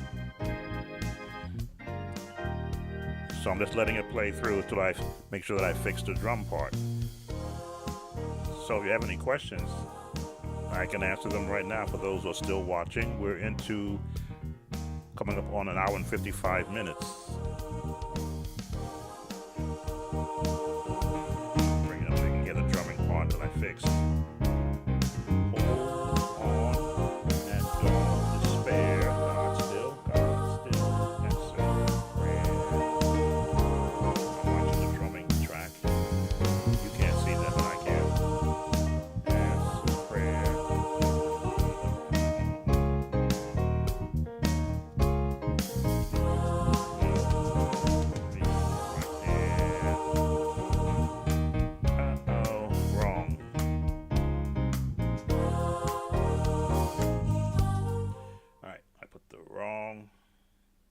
Patch there.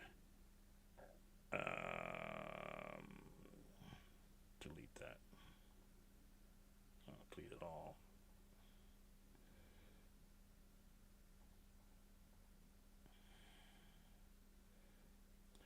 Put the wrong patch there.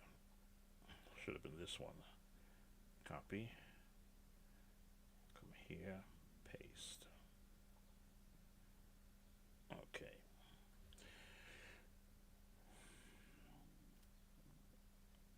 Let's see, I should have been at 27. So let's start it right here.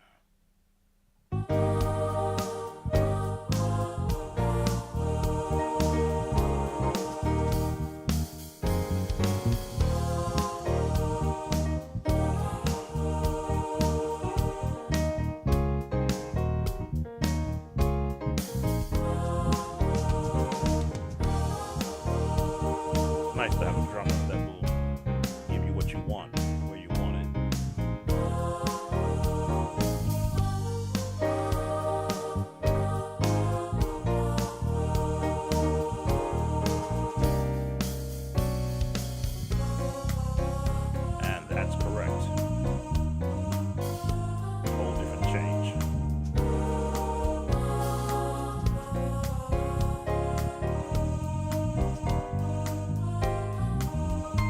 Fill right there, 2, 3. That's right.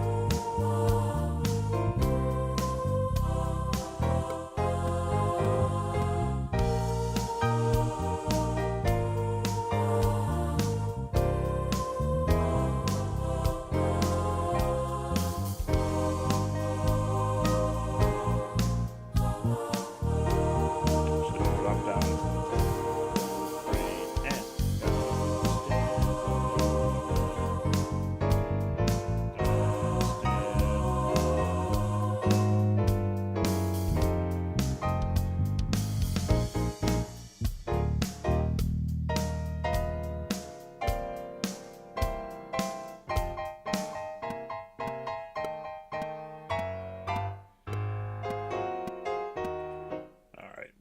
of drum there.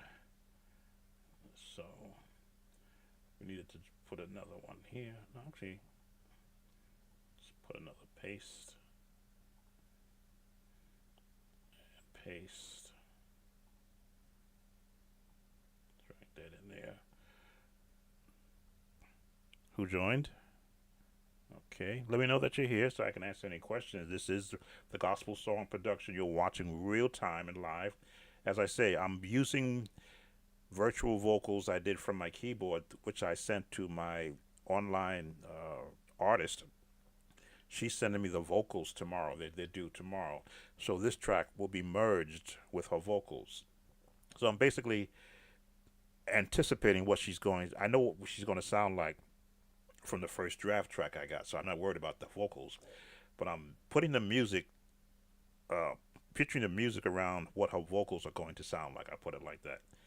So this is like getting, if I were baking a pie and she's the filling, which is the vocals, I'm doing the crust and getting it right so that I can just pour the vocals into it and then just add horns and maybe a little guitar, and somewhere maybe a little bell or string and hand claps and a tambourine. That is the gospel sound, the hand claps and tambourines, and they're coming because I do have here in, got a hand clap in Easy Drummer and a tambourine in the Easy Drummer and a shaker if I want to use that, but claps are here.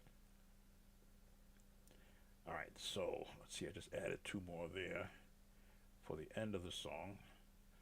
Let's scroll to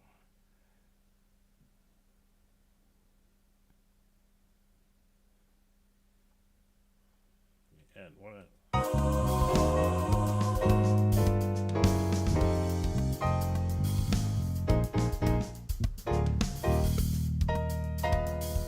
Okay, gotta finish that bass.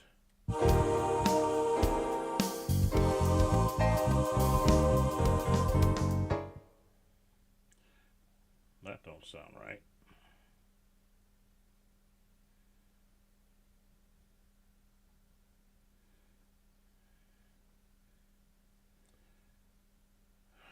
Hi-hat top hit. No, I don't want that. Delete.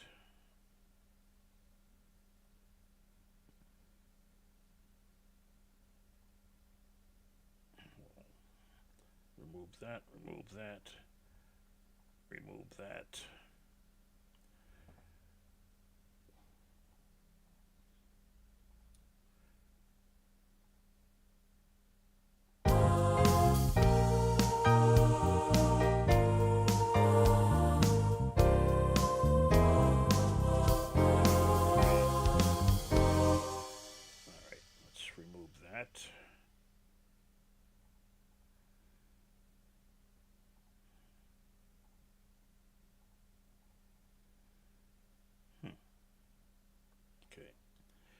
And let's go to the browser and let's get another variation of what we're doing on the bridge.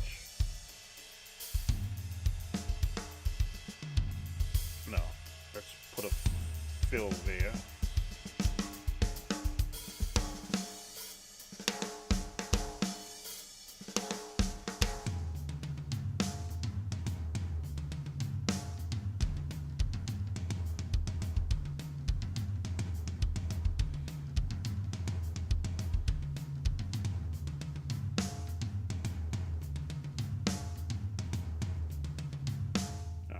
Put that fill in there at that part of the song right here, and let's time that in at, let's see, nope,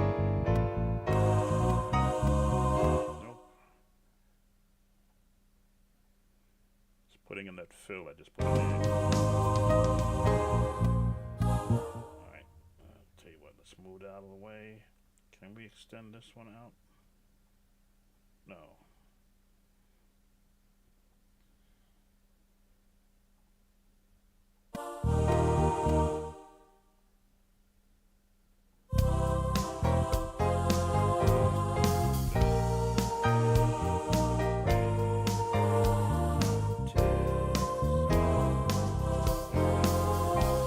Alright, that's where I want my fill. fill at.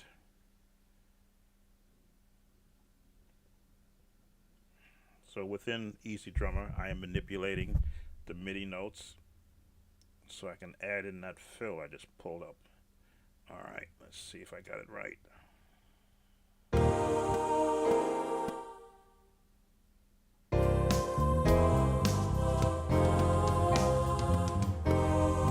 Alrighty, okay, so go back to chorus.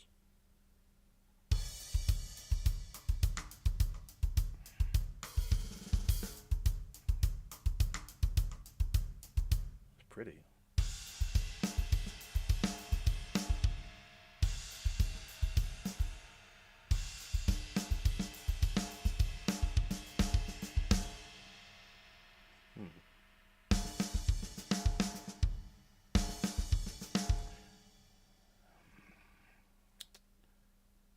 Ain't feeling those. Chorus here.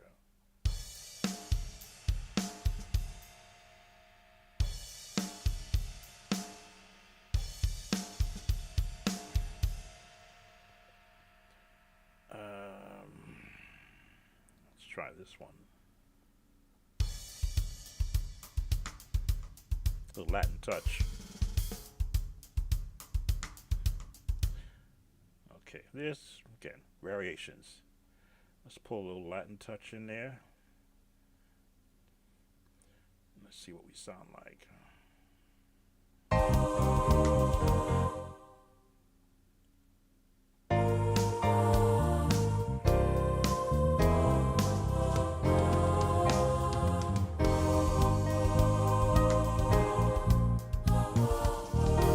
Right, in the wrong place. That should have stayed with what we were doing, so let's undo that. We got the fill in it. Let's keep with the what we were using, copy that,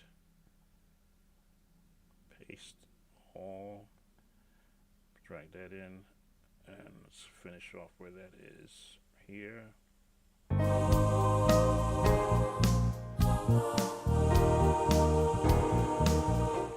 Okay, that's where I wanted to fill at.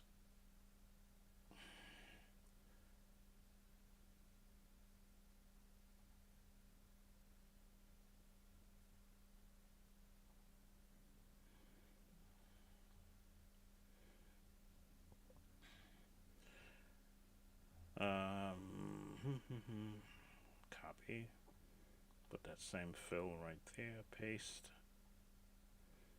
and then that variation of Latin right there. Let's go back in time, see how it matches.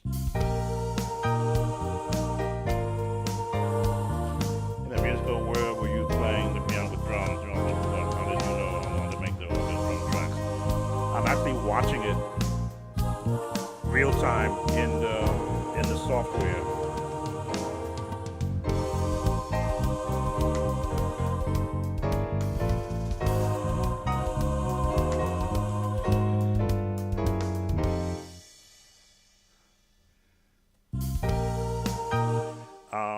Because I timed the song out, let me change my view so you can see me.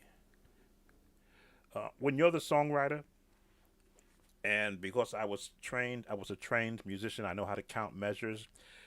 When I meted out the song, how I wanted it to go, when I originally wrote the song, everything was in measures. The musicians had their measure, the singers had their measure. I built space in the song for musicians to have fun. That's where you see me doing all these changes, because I put that extra space, also to help the singers to be able to gather enough air to sing their next parts in the song. So I measured out everything that I'm doing. So when I say I got a space in it, I left a space to add something else or take something out that I don't like. So right now I'm listening to the drum patch, which I made from the reference track. Now that I'm going to the full song, the reference track drums are out of time. So now I am placing where a fill where there was no fill before. Actually, I got to do it again now that I think about it, because I'm going to extend the song when I add the first verse twice,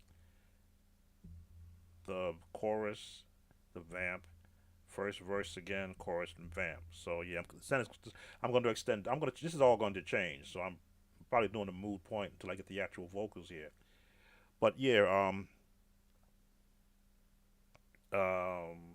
I hear the song in my head and how I want it to go. So placing the organ and the piano and the bass parts is it's like okay, this is I'm coming up to this part of the song. Boom, into this frame of the song. Boom, into this frame of the song. Boom. This is all happening in my head. So I am timing it as I'm actually playing. As you can see, I'm making a lot of mistake with notes because I know I can go in and change it. But if I find a part that I like because it's MIDI, I can copy that part and place it anywhere in the song exactly where the way I did it. So I may do one part and mess it up. Second time I may have done it perfect. I can now copy that part and paste it in another part of the song. Like when I did that opening piano run. Let me see. Let me get to the piano track. There's a piano run I do.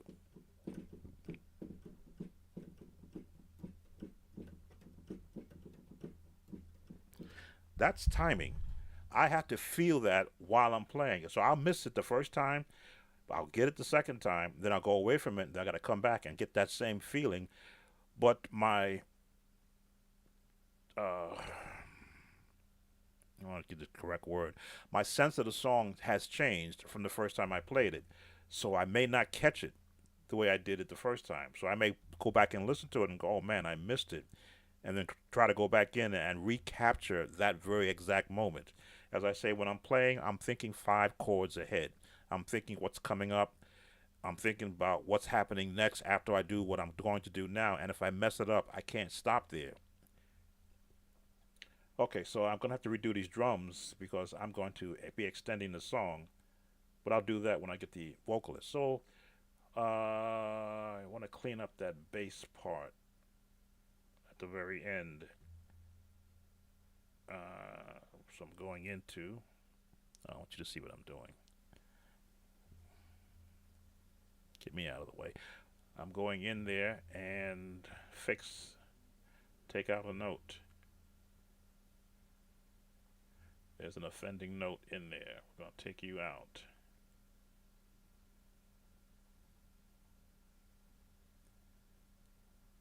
Let me select that note. Where's my selection tool?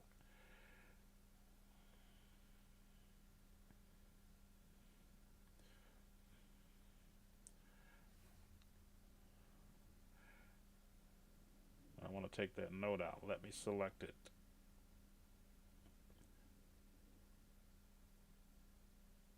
Yeah, turn on all these smart tools and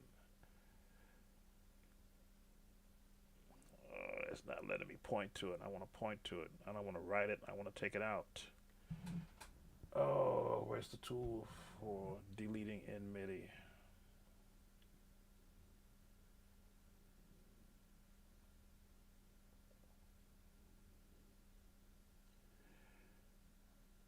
Object, is that it? No, that's not it.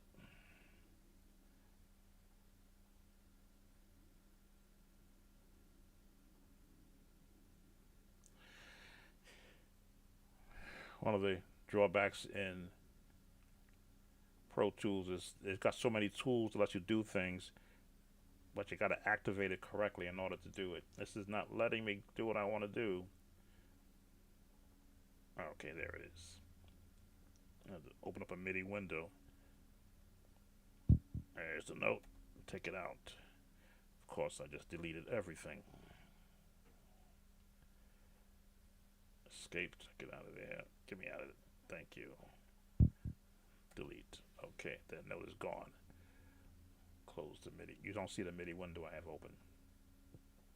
Believe me, it's a lot easier to do this in Cakewalk.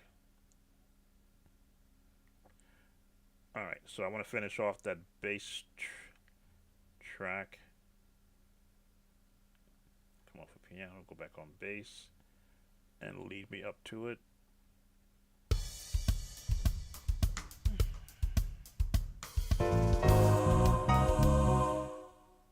Actually, there's a lot of notes there that's wrong.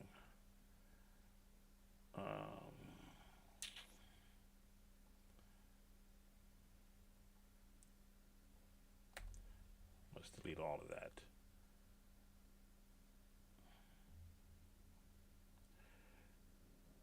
Let's delete that too. All right, I'll be able to catch up to where I am.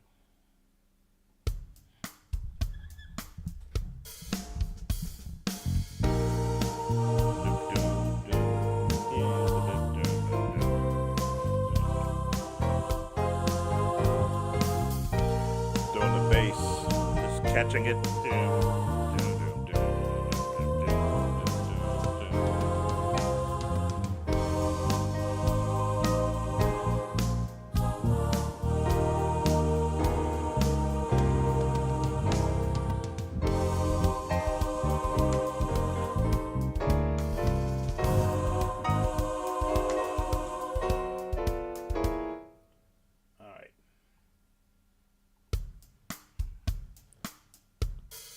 Recording it now. 2, 3, 4.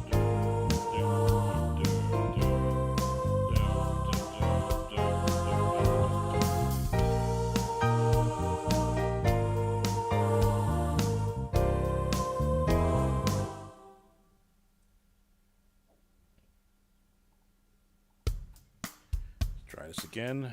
2, 3, and.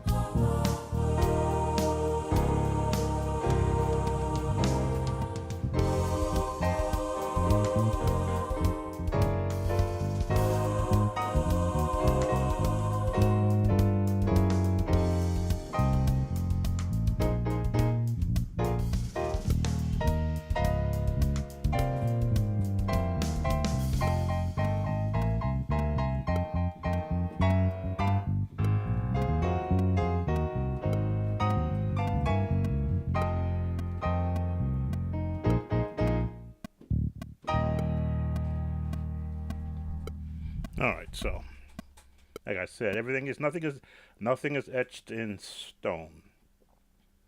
Nothing is etched in stone. I'm just going to do the organ track, and then I'm going to bring this long live to a close. But leaving enough there that people can come back and view it and see the whole gospel experience.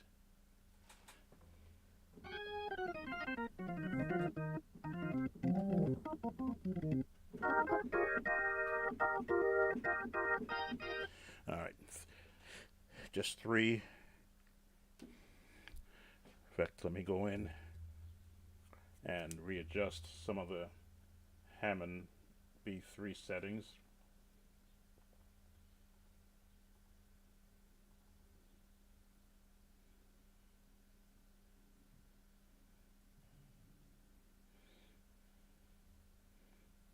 Come on, open up.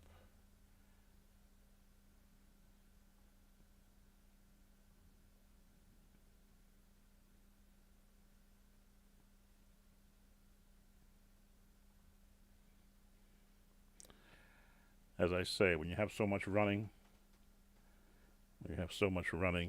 you run the risk of an 8 gigabyte system crashing on you. Okay, here we go. Now let's look at our settings. We want to go here. This is setting 1. Again, we are playing. The organ is not the main instrument. It is a support. But you want it to be able to sound like a real organ. Okay, that's 1. This is 2.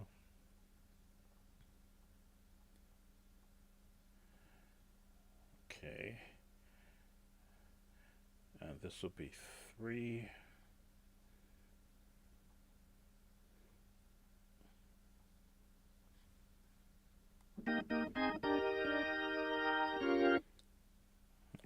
so we got 1, 2, 3.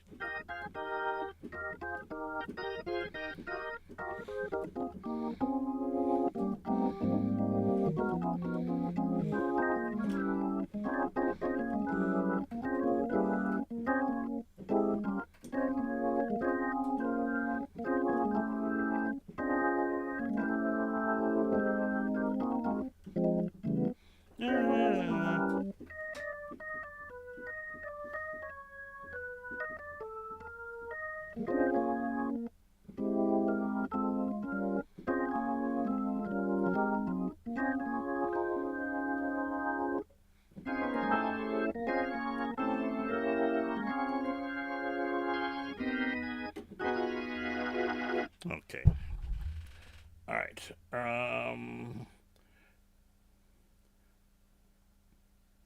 We'll be here when we come back in. Okay.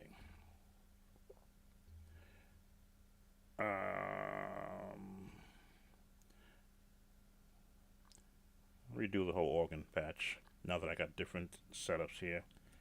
So we'll redo the whole organ one. And then I will let you go. So you want to see how do I know how long to make the drum tracks? This is what I'm going to do right now.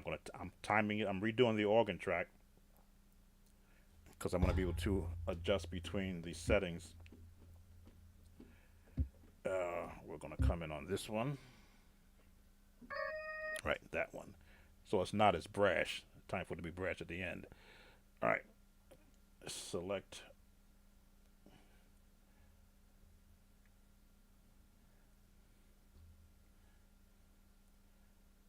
BX3 organ. The beginning.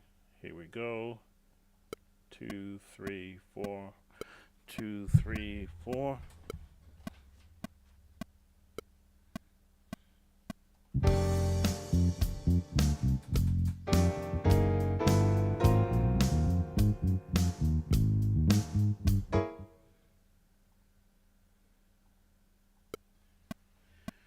Forgot my spot. 2, 3.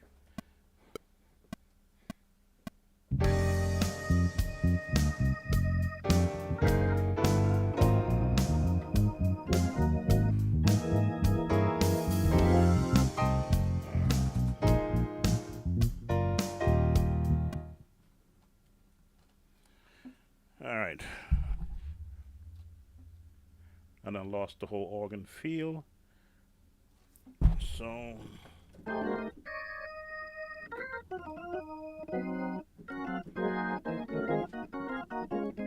that's what I had there. But I want to change it, that's why.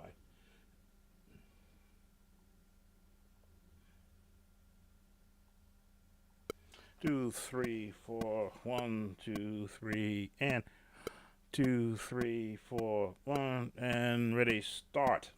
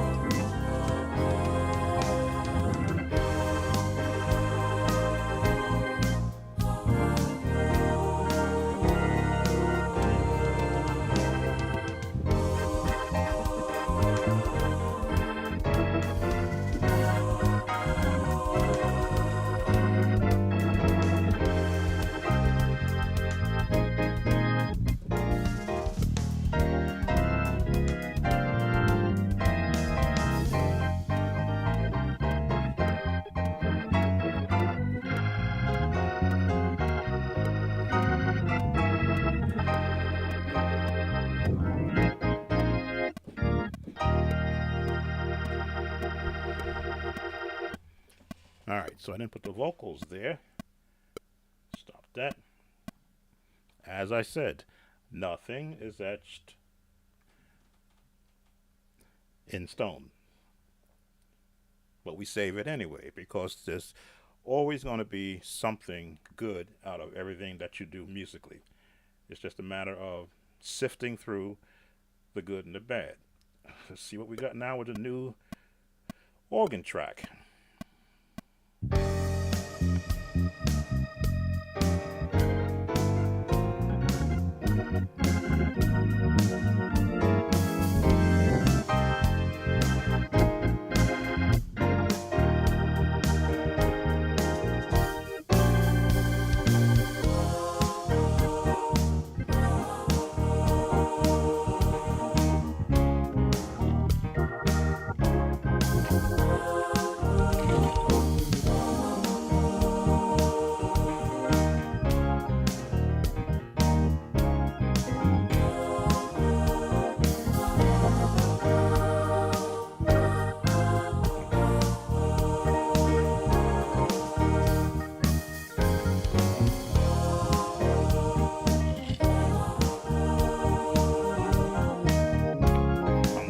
Counting the downbeat and down.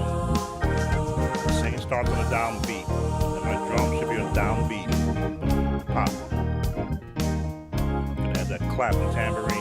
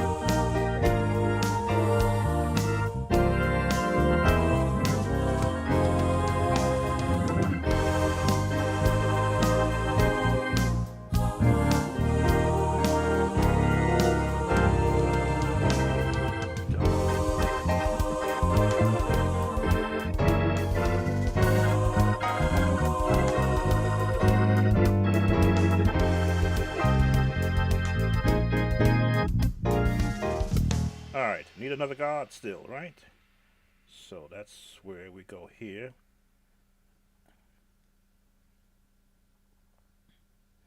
And we get another God still. You guys. You're my God still, voicing. Copy. And we'll see where we're going to place you.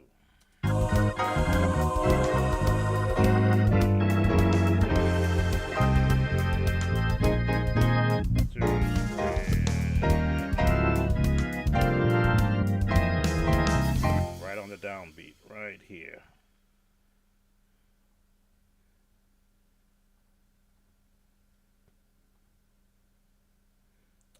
Okay, let's select all three, please. Right on.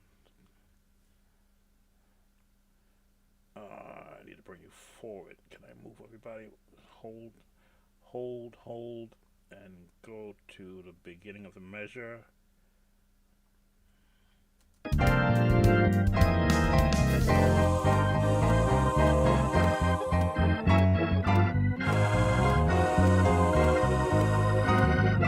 And now I need the ending.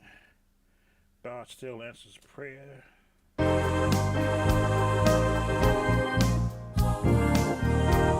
there. So I need you guys.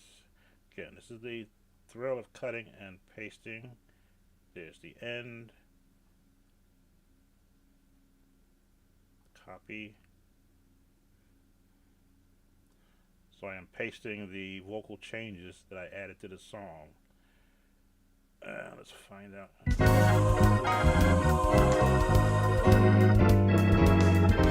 Right there. God still answers prayer. Paste. Okay.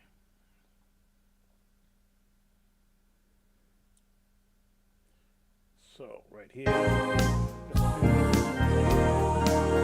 the extra band, God still, God still, God still,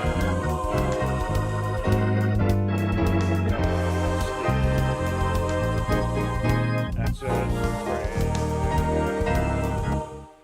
Okay, we'll be a little late there. Take that out. A little late. So bring it a little bit further. Paste.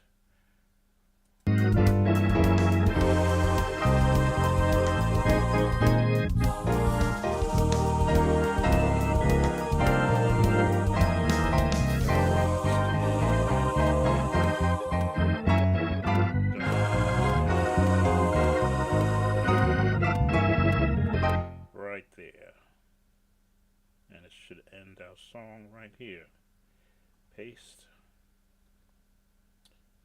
Nope. Right here. Paste.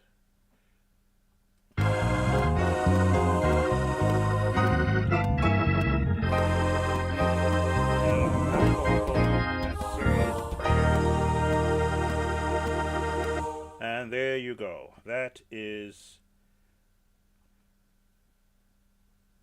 I may not put that additional verse in there because the song, I think, I'm trying to stay within a particular length.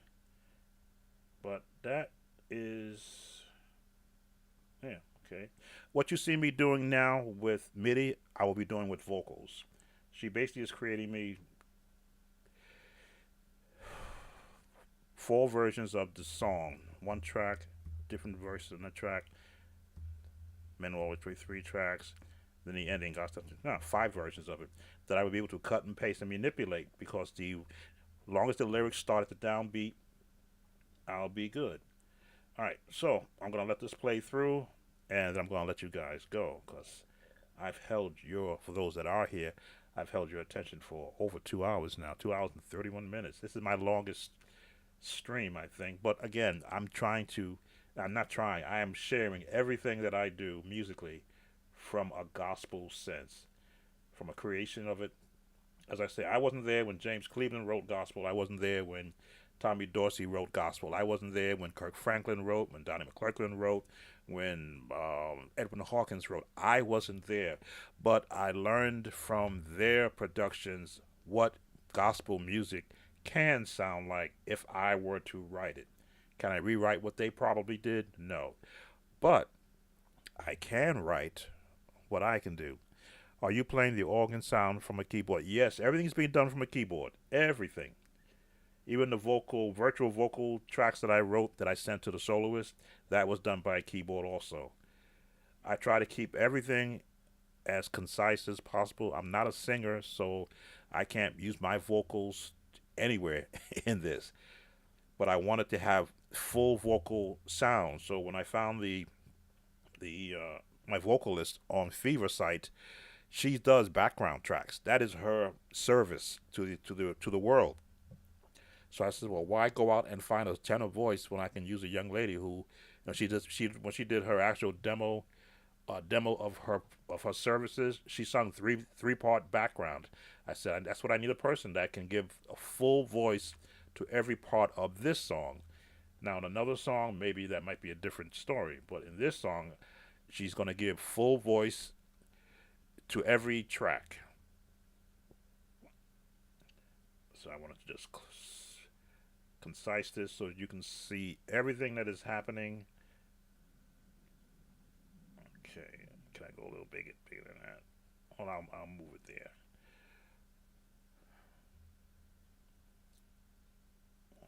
Open that up.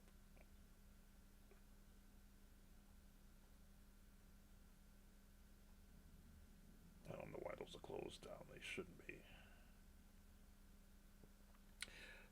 So, what I may do while I got you here, I may let it play through, and I'm going to add a clap track that I'll use from my keyboard. Claps are important in gospel music. let me just we'll assign it to a track here that is all right. Turn you on. I'm going to turn it on. I'm going to assign a clap track using my natural keyboard patch on my board.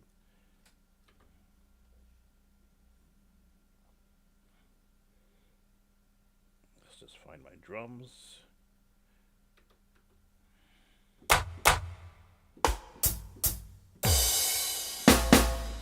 Okay, gotta turn something off. Mute.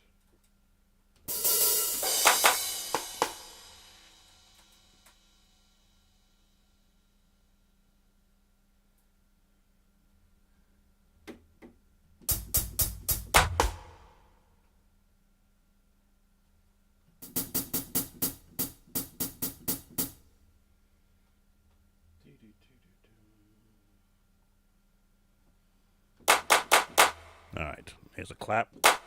It's got echo in it. I want clean. I add the echo myself, so let's find. Oh, you know what it is?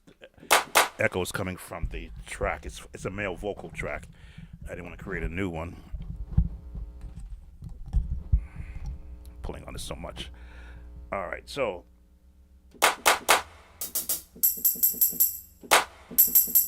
let's see if I can try to do both.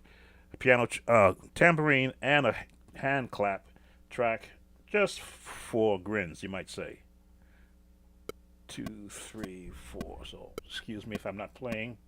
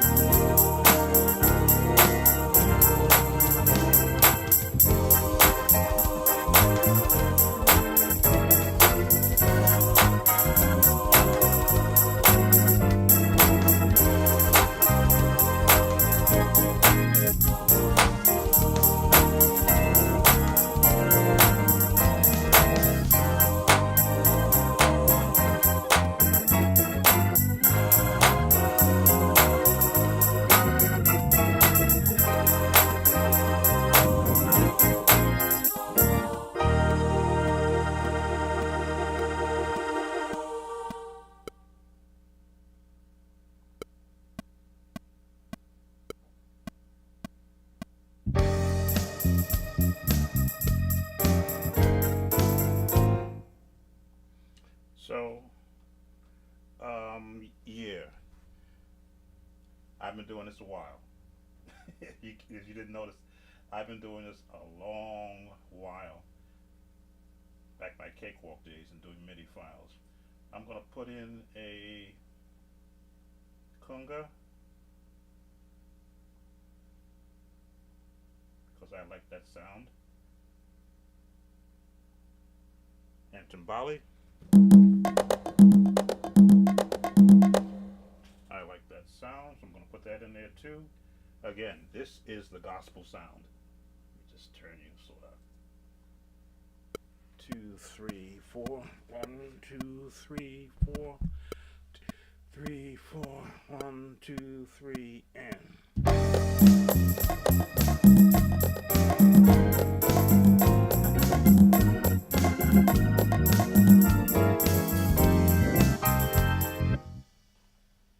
Let's try that again. Bum, bum, bum, bum, bum, bum, bum, bum, bum, bum, bum, bum, bum, bum, bum, bum.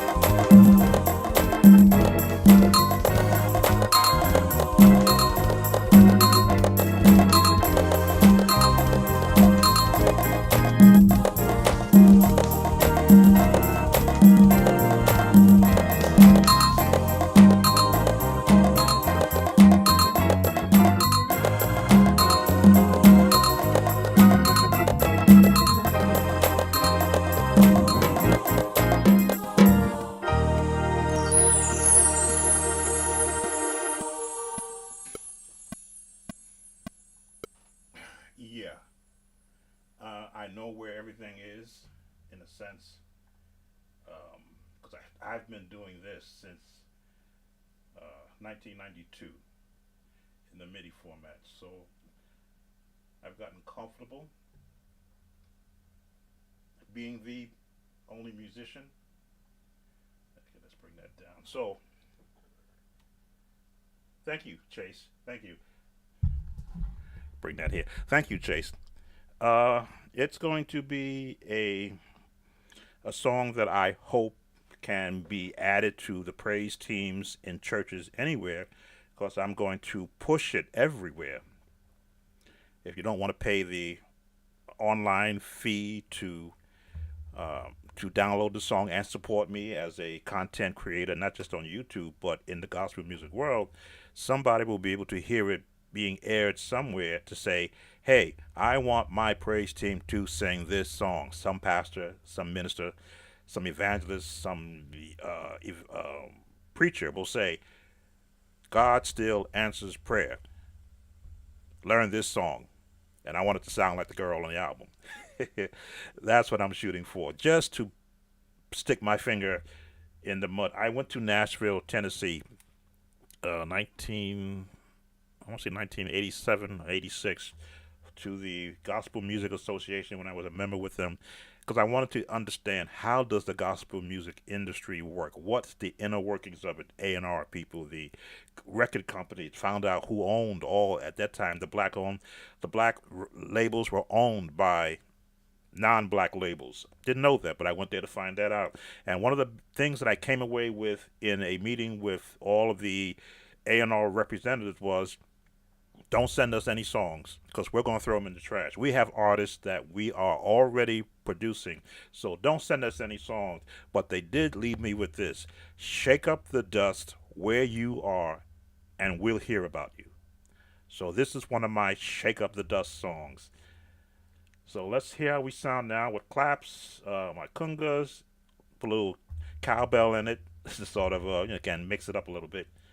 I can't take it out now because it's an audio file, but again, just to hear what it would sound like if it was in there. And you're getting the first soundtrack of God Still Answers Prayer before I put my vocals in.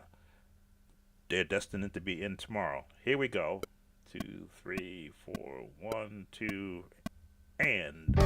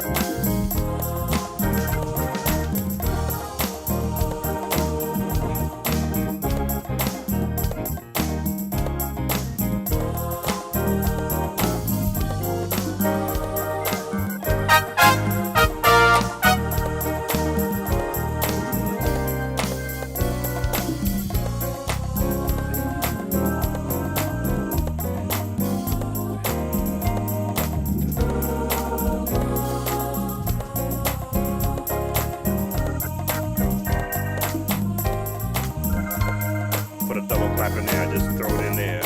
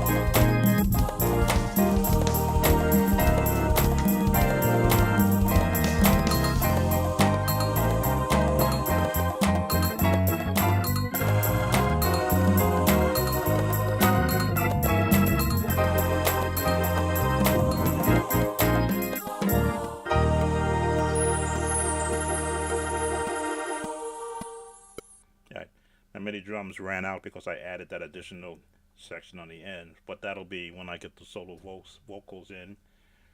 Save and change scene. So yes, that is God Still Answers Prayer. Thank you for those who have come in. We currently have 3 who are watching. This is also being shared on my YouTube channel. Well, not on my YouTube, on my Facebook channel. So I hope that those who are watching on my Facebook channel are enjoying the process. Gospel music has been not hasn't been my life. It's been an added part. I am whatever I'm needed to be. When I was an IBM technician, I was the best IBM technician I could possibly be, and I was rewarded with working for 48 continuous straight years and receiving numerous awards for service, customer service, and the ability to create or to have a product last 10, 15 years longer than it should have by service practices that using what I was taught and then applying a basic understanding of if something breaks every 3 months, change it every 2 months so you can extend it the use of the machine by a month so the customer can get their work out. That's a work ethic that I have, is to take what you have and then add to make it better than what it was. Salesmen hated me as a technician because they couldn't sell new machines to my customers because I kept the old ones working so well. But so when I do music, if I hear a hymn, I have to play it the way it's originally played and then adapt a different approach sound wise. So when you hear me looking at chords on a piano, I am hearing, well, what if I had this change? What if I used this change? The piano track in this will probably change again. The organ track will probably change. The bass track will more than likely change because I'll have a vocal to work with, and I got to make sure the music doesn't step over the vocals. That's why I have breath marks in the song. Let me pull up my. I have I have breathing points in the song, so that if I wanted to do music in it,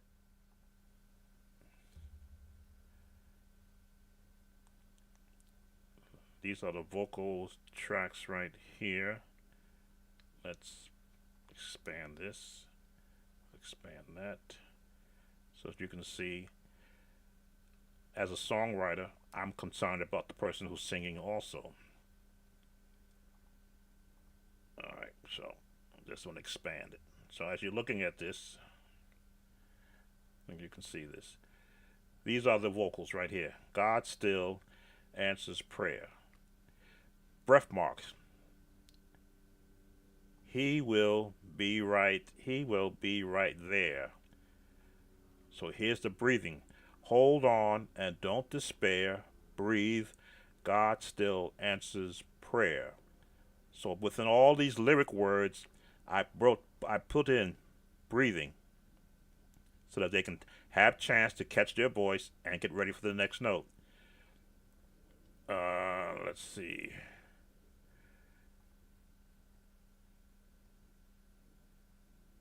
I think this is meant to always pray. This meant to always pray. Let's see. No, this is. Let me see. Yeah, men ought to always pray. So I put breath marks in here. It's supposed to be one voice doing men ought to always pray and not faint. The other two come in, God said, or everybody comes in, God said. So I put breathing points because not being a singer myself, but I wanted to be conscious of playing for singers as long as I did, especially a choir. You don't want to give them 100 lyric words, but you want to give them a point to where they can actually breathe and feel the song while they are singing. I'm 30 minutes from Nashville. Oh, okay. Back in 1986 or 87, I think it was, I was there. Flew in, went to the conference, did my 3 days, got back on the plane and went back home with an understanding that no one is going to come looking for me unless I do something that is drawing attention away from their artist. And if you can write a song that draws attention away from an assigned artist, someone will come looking for you because they know that, especially in this universal digital world, you can post a song today and in 30 seconds, 10 million people can hear it. And if it's a song, has a melody, it has a message and a voice, it can become the song of that moment. And every record company or producer's nightmare is someone else's song dominating theirs. That is a nightmare. That's why when they told us, we're all in a room, shake up the dust where you are, and we'll hear about you. So this is one of those shake up the dust songs.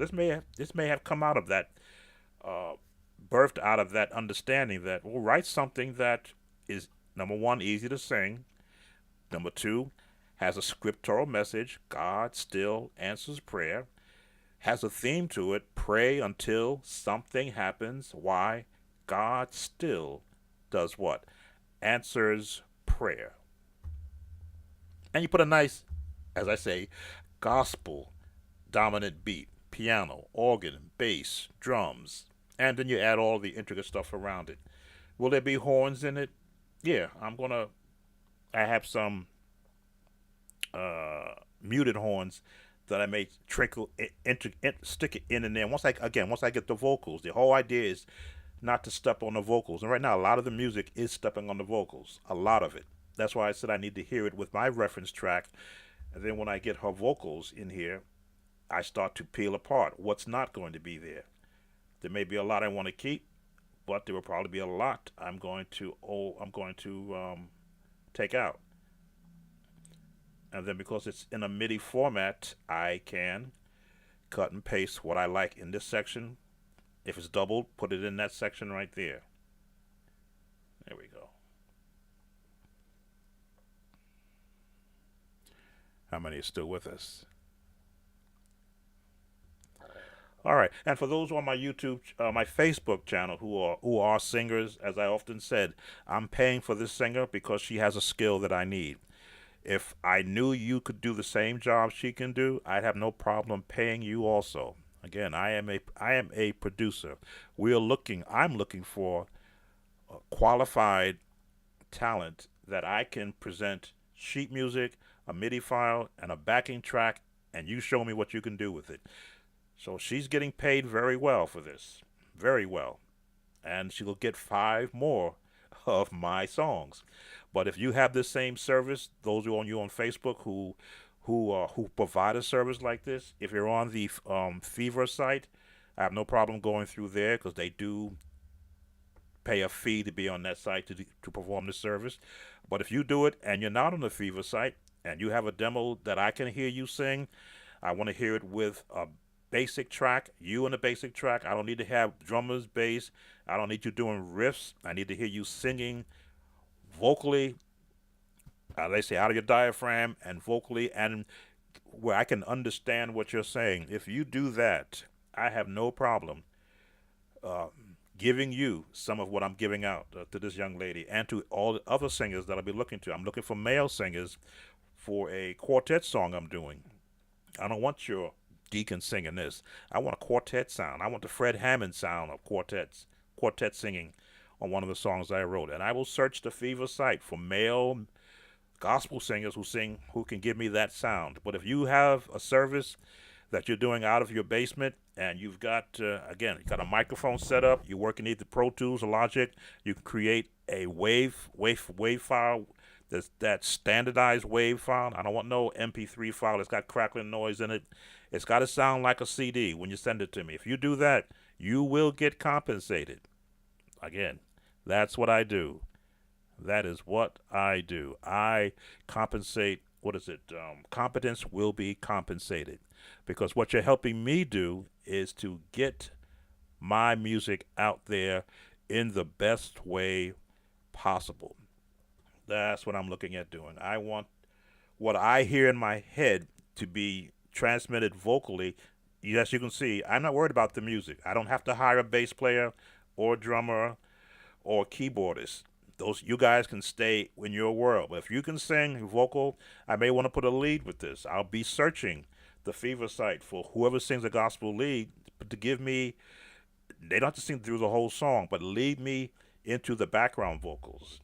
This young lady also does lead. I may rehire her to do the lead if I think I want a dual voice there. But sometimes she's doing all 3 parts. I may want to have a different, raspier sound there. Or none. That's what a producer does. We imagine what it could sound like if we had X, Y, Z, A, B, C, 1, 2, 3. Since she's doing background vocals, I'm getting double vocals on each track. So it'll be full and understandable, which is the one part that I must have. I got to be able to hear the words sung correctly as I pen them out. So I put that out there for um, those who watch me on my Facebook page and here on YouTube. If you have a channel where you do a cappella singing or you do tracked singing, please leave it in the comments. I will go search you out. I will hear what you sound like. And as in, I've got 20 songs. Five more I think this young lady's going to get. But you might be better than she is. You'll be compensated at the rate she was compensated if you match her voice. And I say she's not cheap. She's not cheap. But I'm getting what I want. Quality singing, if though you're singing on a studio track. That's what I'm looking for. The internet makes it possible for me to pull in. I've had a singer from Canada already. I've had a singer from England already. She is in Barbados. The vocals that's singing, she's in Barbados. So United States, y'all need to step up and let me hear you. As they told me in Nashville at the music convention, shake up the dust where you are and post it here on YouTube or on Facebook and let me hear you. Because I'll come find you if you give me what I need to hear based upon what I would like to attach to my original songs. All right, I'm now 3 hours. I'm going to put this stream to an end. Again, thank you for those who've been watching. I played it the last time through. I always like to leave with a song. I always like to leave my live stream with a song, and usually I have I let my chat request a song, but we only have four people in the chat. So if there's a Chase, if you have a song you'd like me to play on my way out, I'd have no problem doing that for you. Again, I always like to involve all those who come to my YouTube channel an opportunity to make a request. If you have done, I've been here 3 hours, maybe I should just bring it to a close and next time I come on, have everything pretty much done so that I'm not wearing on the time of those who are watching.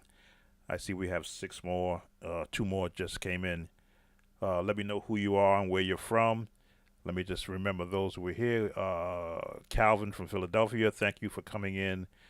A Chase, you have been here and you have contributed to my stream by asking questions. Thank you, because you never know. You may ask a question, someone else has a question. You may ask that question, and I got a chance to answer it through you for them.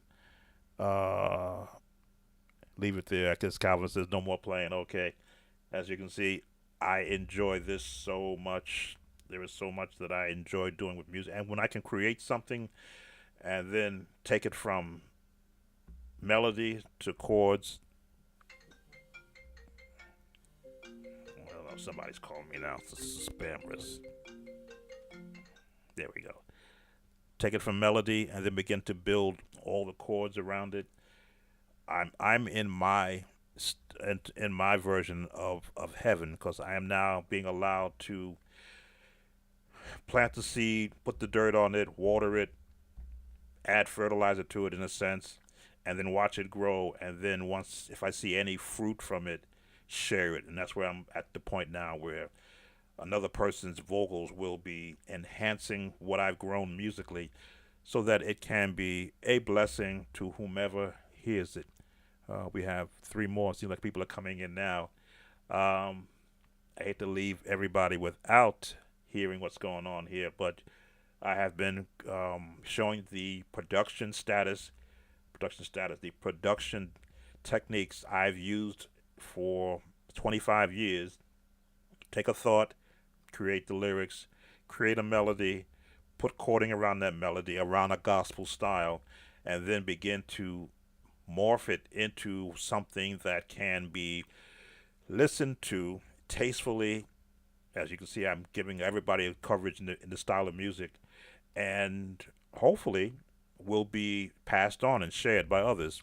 So help a brother out and share this live stream. Yes, it is long. It may be something you may want to watch on your way to sleep, or maybe it'll put you to sleep. But at least you'll get some concepts of the gospel production style that I use. It may not match what someone else uses, and I understand that. One of the unfortunate things I have is that I never got a chance to work with Reverend Timothy Wright. He had his staff. I never got a chance to work with, trying to think who's in this area, with the Bronx Mass Choir. They had their staff. I never had a chance to work with King's Temple. They had their staff. This is the prominent choirs in the New York City area. Certainly, I wasn't going to work with James Hall. He had his staff. With Hezekiah Walker, he had his staff. But when they put music out, I learned how they did their music and then adapted it to what I would have done using some of their chords and some of their changes. Yeah, the John P. Key touch, I've got some of that in there. Richard Smallwood touch, I got some of that in there. If you heard some of the runs, I got some Richard Smallwood runs in there too. Um, some of the Timothy Wright runs are in there. I borrow from each era of music I was when I wrote this song, and now added more to it. Added some more fusion jazz chords. If you heard the, oh, okay, I don't have the keyboard turned on, but if I keep talking, I've often said if I don't stop talking, I'll keep talking.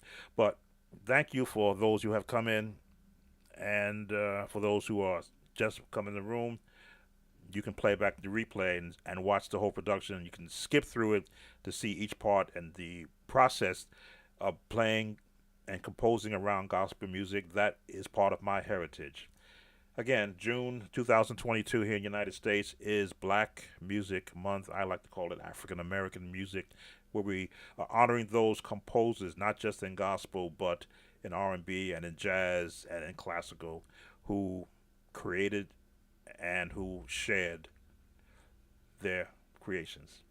Thanks for watching Sam Tolbert's Sound of Joy Music Services. Make a joyful noise unto the Lord. Be blessed, everyone. Take care.